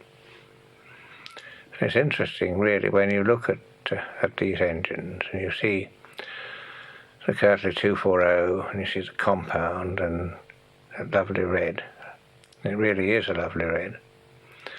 And the Tilbury tank in its green, and the compound has run, of course. The Kirtley hasn't. And the one we never thought would run was this Midland spinner. And that's got an interesting story, really, because it was intended by the LMS, which were very Midlandified in the 1930s, to keep some of these old Midland engines. And they put on one side one of the Kirtley 240s, they put the spinner, and they put on one side an 044 tank, one of the double-framed 044 tanks, and a double-framed 060, and they were kept in the paint shop. And when Stanier was going round, just after he'd been appointed, the paint foreman who was trying to impress was saying, "Oh, I'm sorry, I don't think we can get stuff through the paint shop any quicker because of all these bloody preserved engines, you see." And Stanier said, "Preserved engines? What preserved engines? I've got no authority. And you've got no authority to have any preserved engines. Scrap them."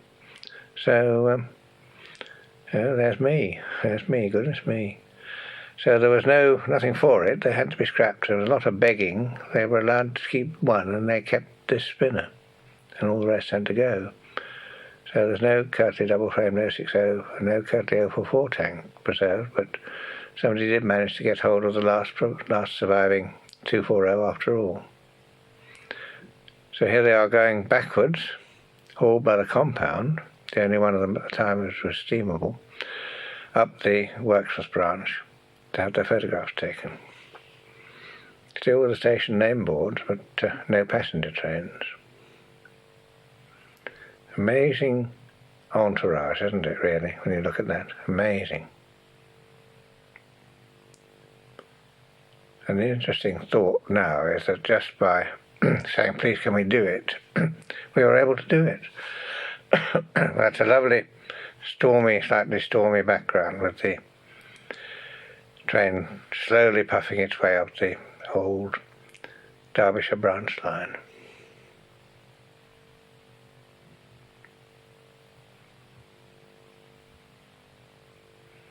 And the Kirtley 240 never run. The lovely Tilbury tank, which is now at Bressingham, only had one run on the main line in the London, Tilbury and Southend Centenary, I think it was, but those celebrations, that was the only time it ever ran under BR auspices after it had been preserved.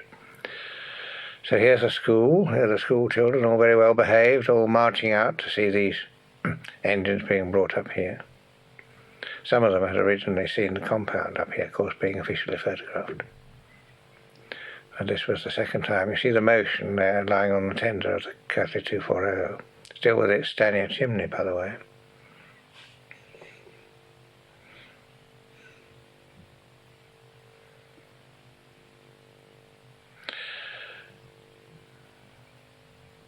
Station master with his scrambled egg hat.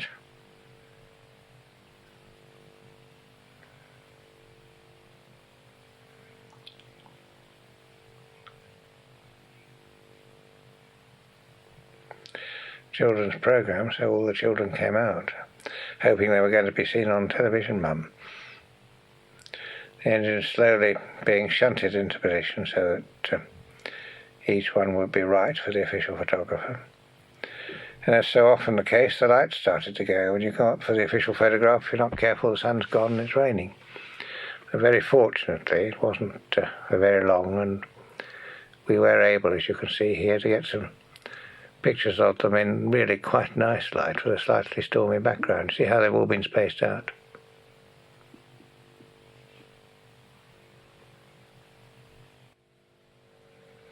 Oh yes, another colour. Now this was autumn of 1959, if I remember rightly. September 59, I think it was. And it was one of the earlier colour films we'd taken, and we thought we'd experiment. And we wanted particularly to get this Cromford and High Peak. Here's High Peak Junction, a lovely Midland signal box, you see, with the Cromford and High Peak line going off to the left. Here's a freight going down, waiting for some wagons to be taken off. You see the shunter, here he is, here's the shunter. And we were just really at the end of the old workings, where the North London tanks had remained masters of everything they had for years and years, and gradually they went. And these engines were substituted, these austerity tanks, which were certainly fine for the job, but those of us who were enthusiasts, of course, were obviously sad to see, although interesting to see a new engine there, sad to see the old North London engines being superseded. And we thought we must go and do this whilst there was still one North London engine working. And that was working on the top section, which is the piece that we wanted to film particularly, over the Hopton Incline. So this is Cromford Wharf. There's a canal on the side. And here the wagons were marshalled. They tended, on the whole, to go up empty because it was stone traffic coming down and empty wagons going up. And you see how worn everything was. Here's the incline with the stationary engine at the top. And as soon as the stationary engine starts working, the signals work, which were signals for indicators really. And the loads were balanced. You got 2 wagons of stone going down and 2 or 3 empty wagons coming up, so that one was balanced as much as possible against the other. And you can see the chain on the end of the buffer there. They were actually spliced onto the rope that goes up the bank. It was hauled up the bank there, and you can just see in the middle that was a sand drag, which we'll come to in a minute. Now I rode up in one of these wagons. I mean, these days it would be totally forbidden, but I must admit it was quite a frightening experience to know you were just going up this incline, and the only thing you got to save you from rushing down to certain death down here was the skill of the man who fixed the chain to the rope. You can see the sand drag there, which was and the hut with the sandman, because trains had been known to run away. I mean, if they ran away, of course, they'd gone straight over the road and hit cars head on, so they would have gone straight into that sand drag and come to a nasty end instead. And that was not unknown. You can see a water cart at the back, and here we are coming up again past the escape, if you like, into the sandpit, and gradually crawling up this really steep hill and passing the other wagons going down, two going down, two going up.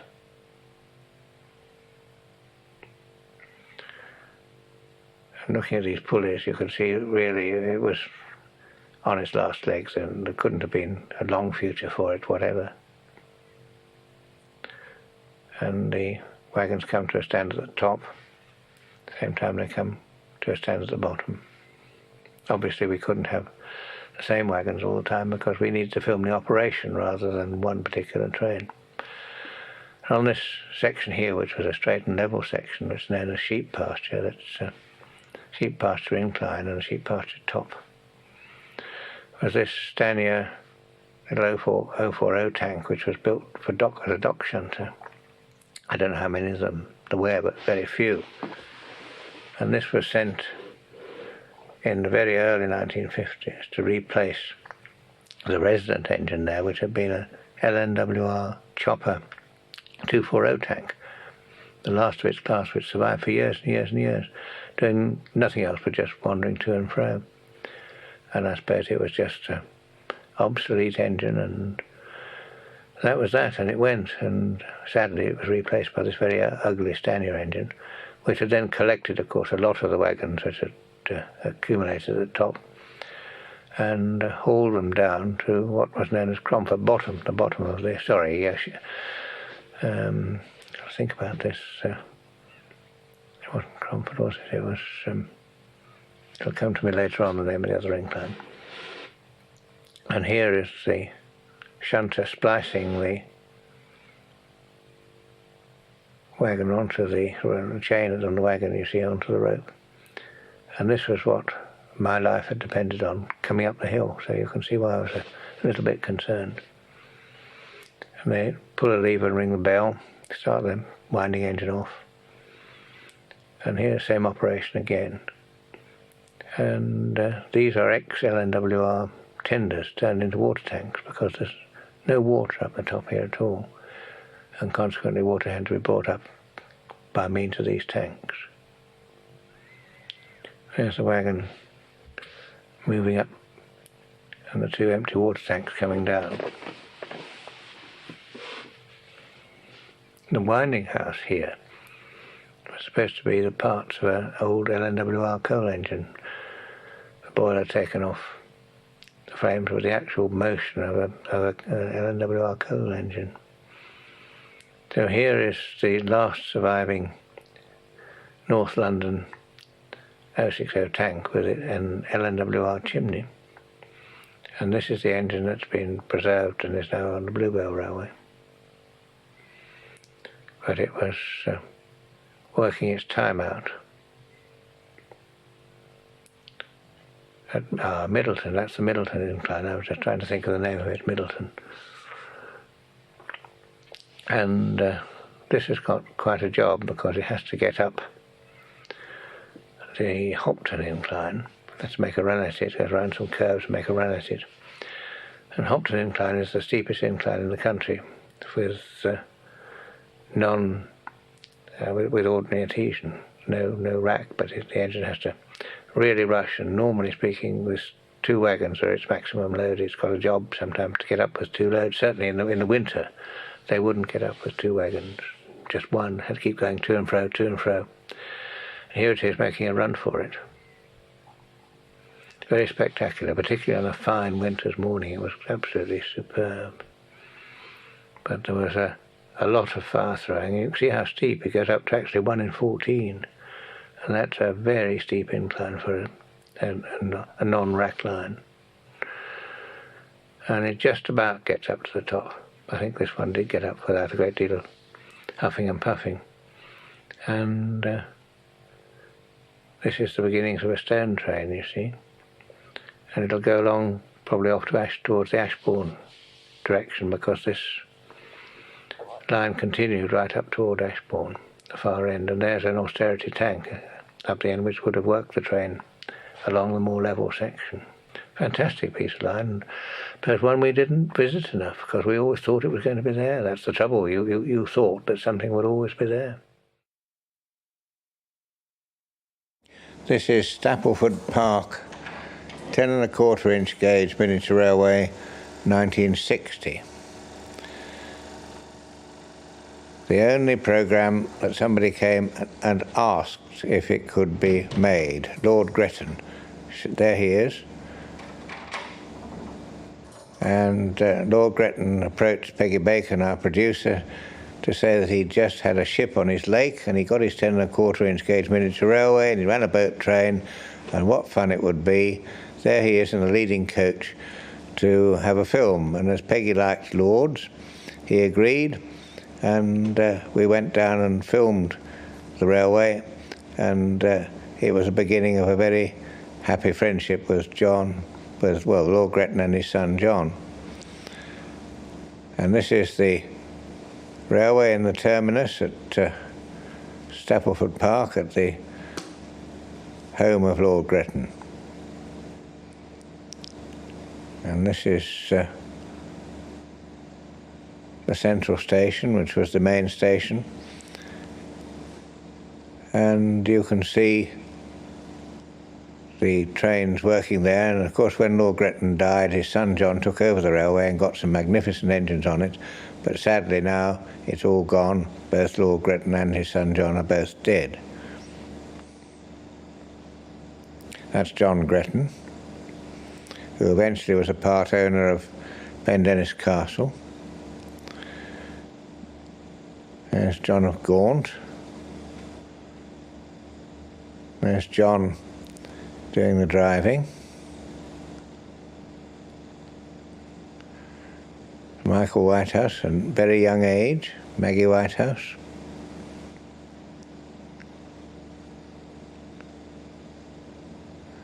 Waiting for the right of way. There's John of Gaunt off on the beginning of its journey down the lake, down to the lakeside. 10 1/4. You sit two a side on the 10 1/4. Automatic level crossing gates.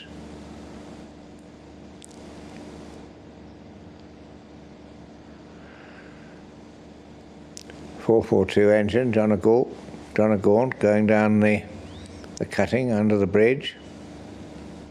Quite a train load for 10 1/4. Of course, the Stapleford Park was open to the public, the house, and this was a way of getting the public into the grounds as well, and getting a little bit of money and indulging in the Gretton's hobby of miniature railways at the same time.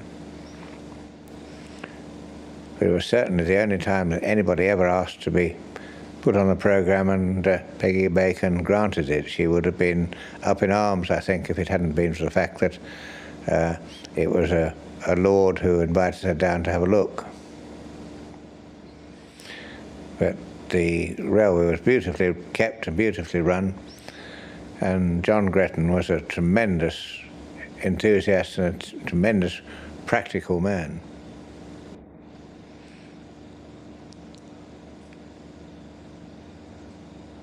Here's the lakeside station.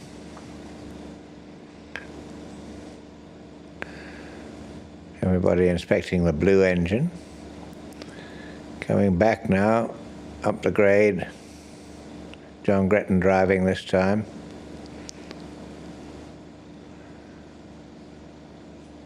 Across the crossing. There's Lord Gretton on the right in a blue blazer.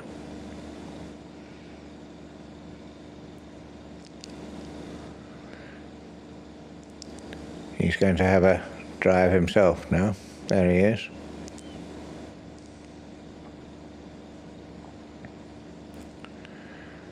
Right away with the Lord driving. This is really the Bass Brewery firm money. It used to be Bass, Ratcliffe and Gretton.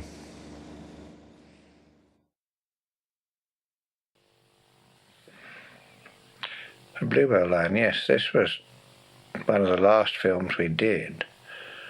And it was particularly interesting to us because it was the first of the standard gauge lines to be preserved, so it was really quite historic, and I don't think we thought at the time it was going to be the precursor to a large number of other standard gauge preserved railways, but it was, of course, and here we are with London Transport ex-metropolitan coaching stock, some of the very early coaching stock that they had, with a Terrier at one end and an old Southeastern and Chatham 060 tank at the other end, one of the little dock tanks. Running from Sheffield Park, the seat of the Macmillan family, to Horsted Keynes. Very much a London, Brighton and South Coast Railway branch line. And one remembers, of course, that the railway tried to shut this some couple of years before, and some local stalwart found out that it couldn't be shut because there were two stations there who had to be open in perpetuity once the line was open. So they took railway to court and they had to reopen the railway. And what happened was that the railway then played the usual bloody-mindedness, and they ran trains at times that didn't connect with anything else. And they only stopped them at the stations that had to be kept open in perpetuity, so they just played stupid. And eventually, when they were putting other Acts of Parliament through, they included one for closing the railway, and they closed it, and this was the first line to be disposed of. And here's one of the Adams 442 tanks, the one that used to be on the East Kent Railway, sold out of service to East Kent and then brought back again, and used on the Axminster Lyme Regis line, and brought out into preservation. So one of these rather unique engines, the class that outlasted its sisters by decades, was saved by the Bluebell. That white coat, that's Horace May, who was in charge of the Bluebell for many years, and without any doubt, without him, the railway wouldn't have got off to its feet as it did. He was authoritarian, but it was necessary, and he was a very great man in the preservation world. There's the Southeastern 060 tank, named Bluebell. Never carried the name, of course, when it was in BR or a Southern or Southeastern service. Very pretty little thing, rather like Thomas the Tank Engine or a Hornby engine perhaps. Very small. Privately purchased out of service and preserved and kept for the Bluebell line. Using London, Brighton and South Coast type discs there with the cross on. Route indicating discs.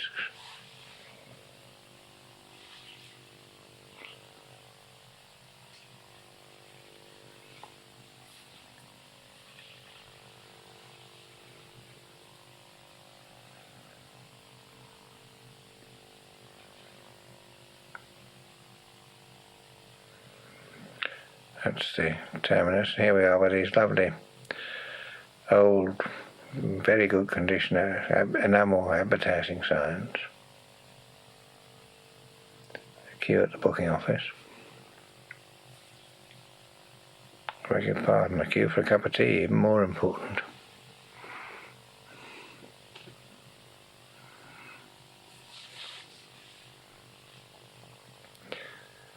A volunteer using the right he had to smoke his pipe when he wanted to. Wouldn't have been tolerated in railway uniform in the old days. Another shot of these metropolitan coaches. An interesting one in the signal box on the station platform.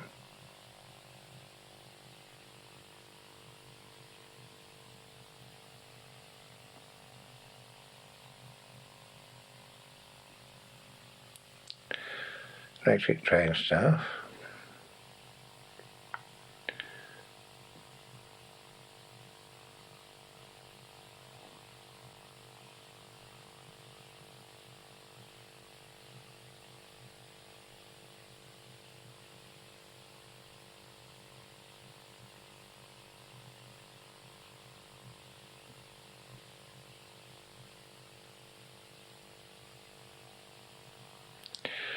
Signalman doing the proper thing, putting his movements into the train register, and the LSW 442 tank about to move off with an engine at the other end. Of course, in those days there were no facilities for turning or running round trains as there are today.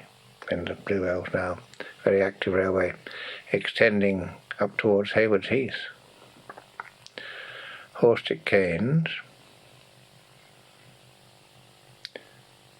Train coming in off what was then the branch. So the line to the right, of course, was still used. That was an electrified line, still in use by the southern region.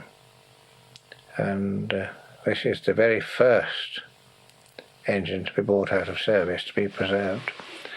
Captain Bill Smith's 1247, an ex-Great Northern Railway saddle tank, and that was actually brought out of service before Flying Scotsman. It was the very first engine that was actually ever bought by a private individual and kept for some time in the contractor's yard. Bill Smith was in charge of the transport for a big contractor, and they had a railway line joining their yard, and that's where 1247 was kept.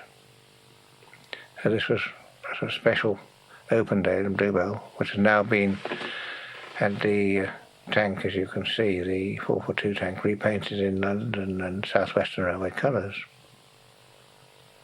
And this is a special train which is actually worked down from London.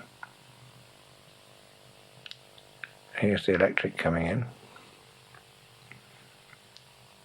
So the station was still partly owned by PR and partly leased to the Railway Railway, and the southern region signalman still on the job.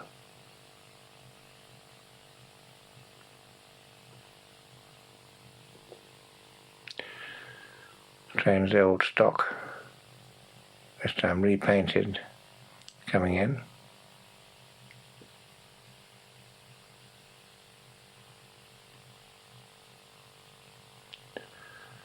BR train going out.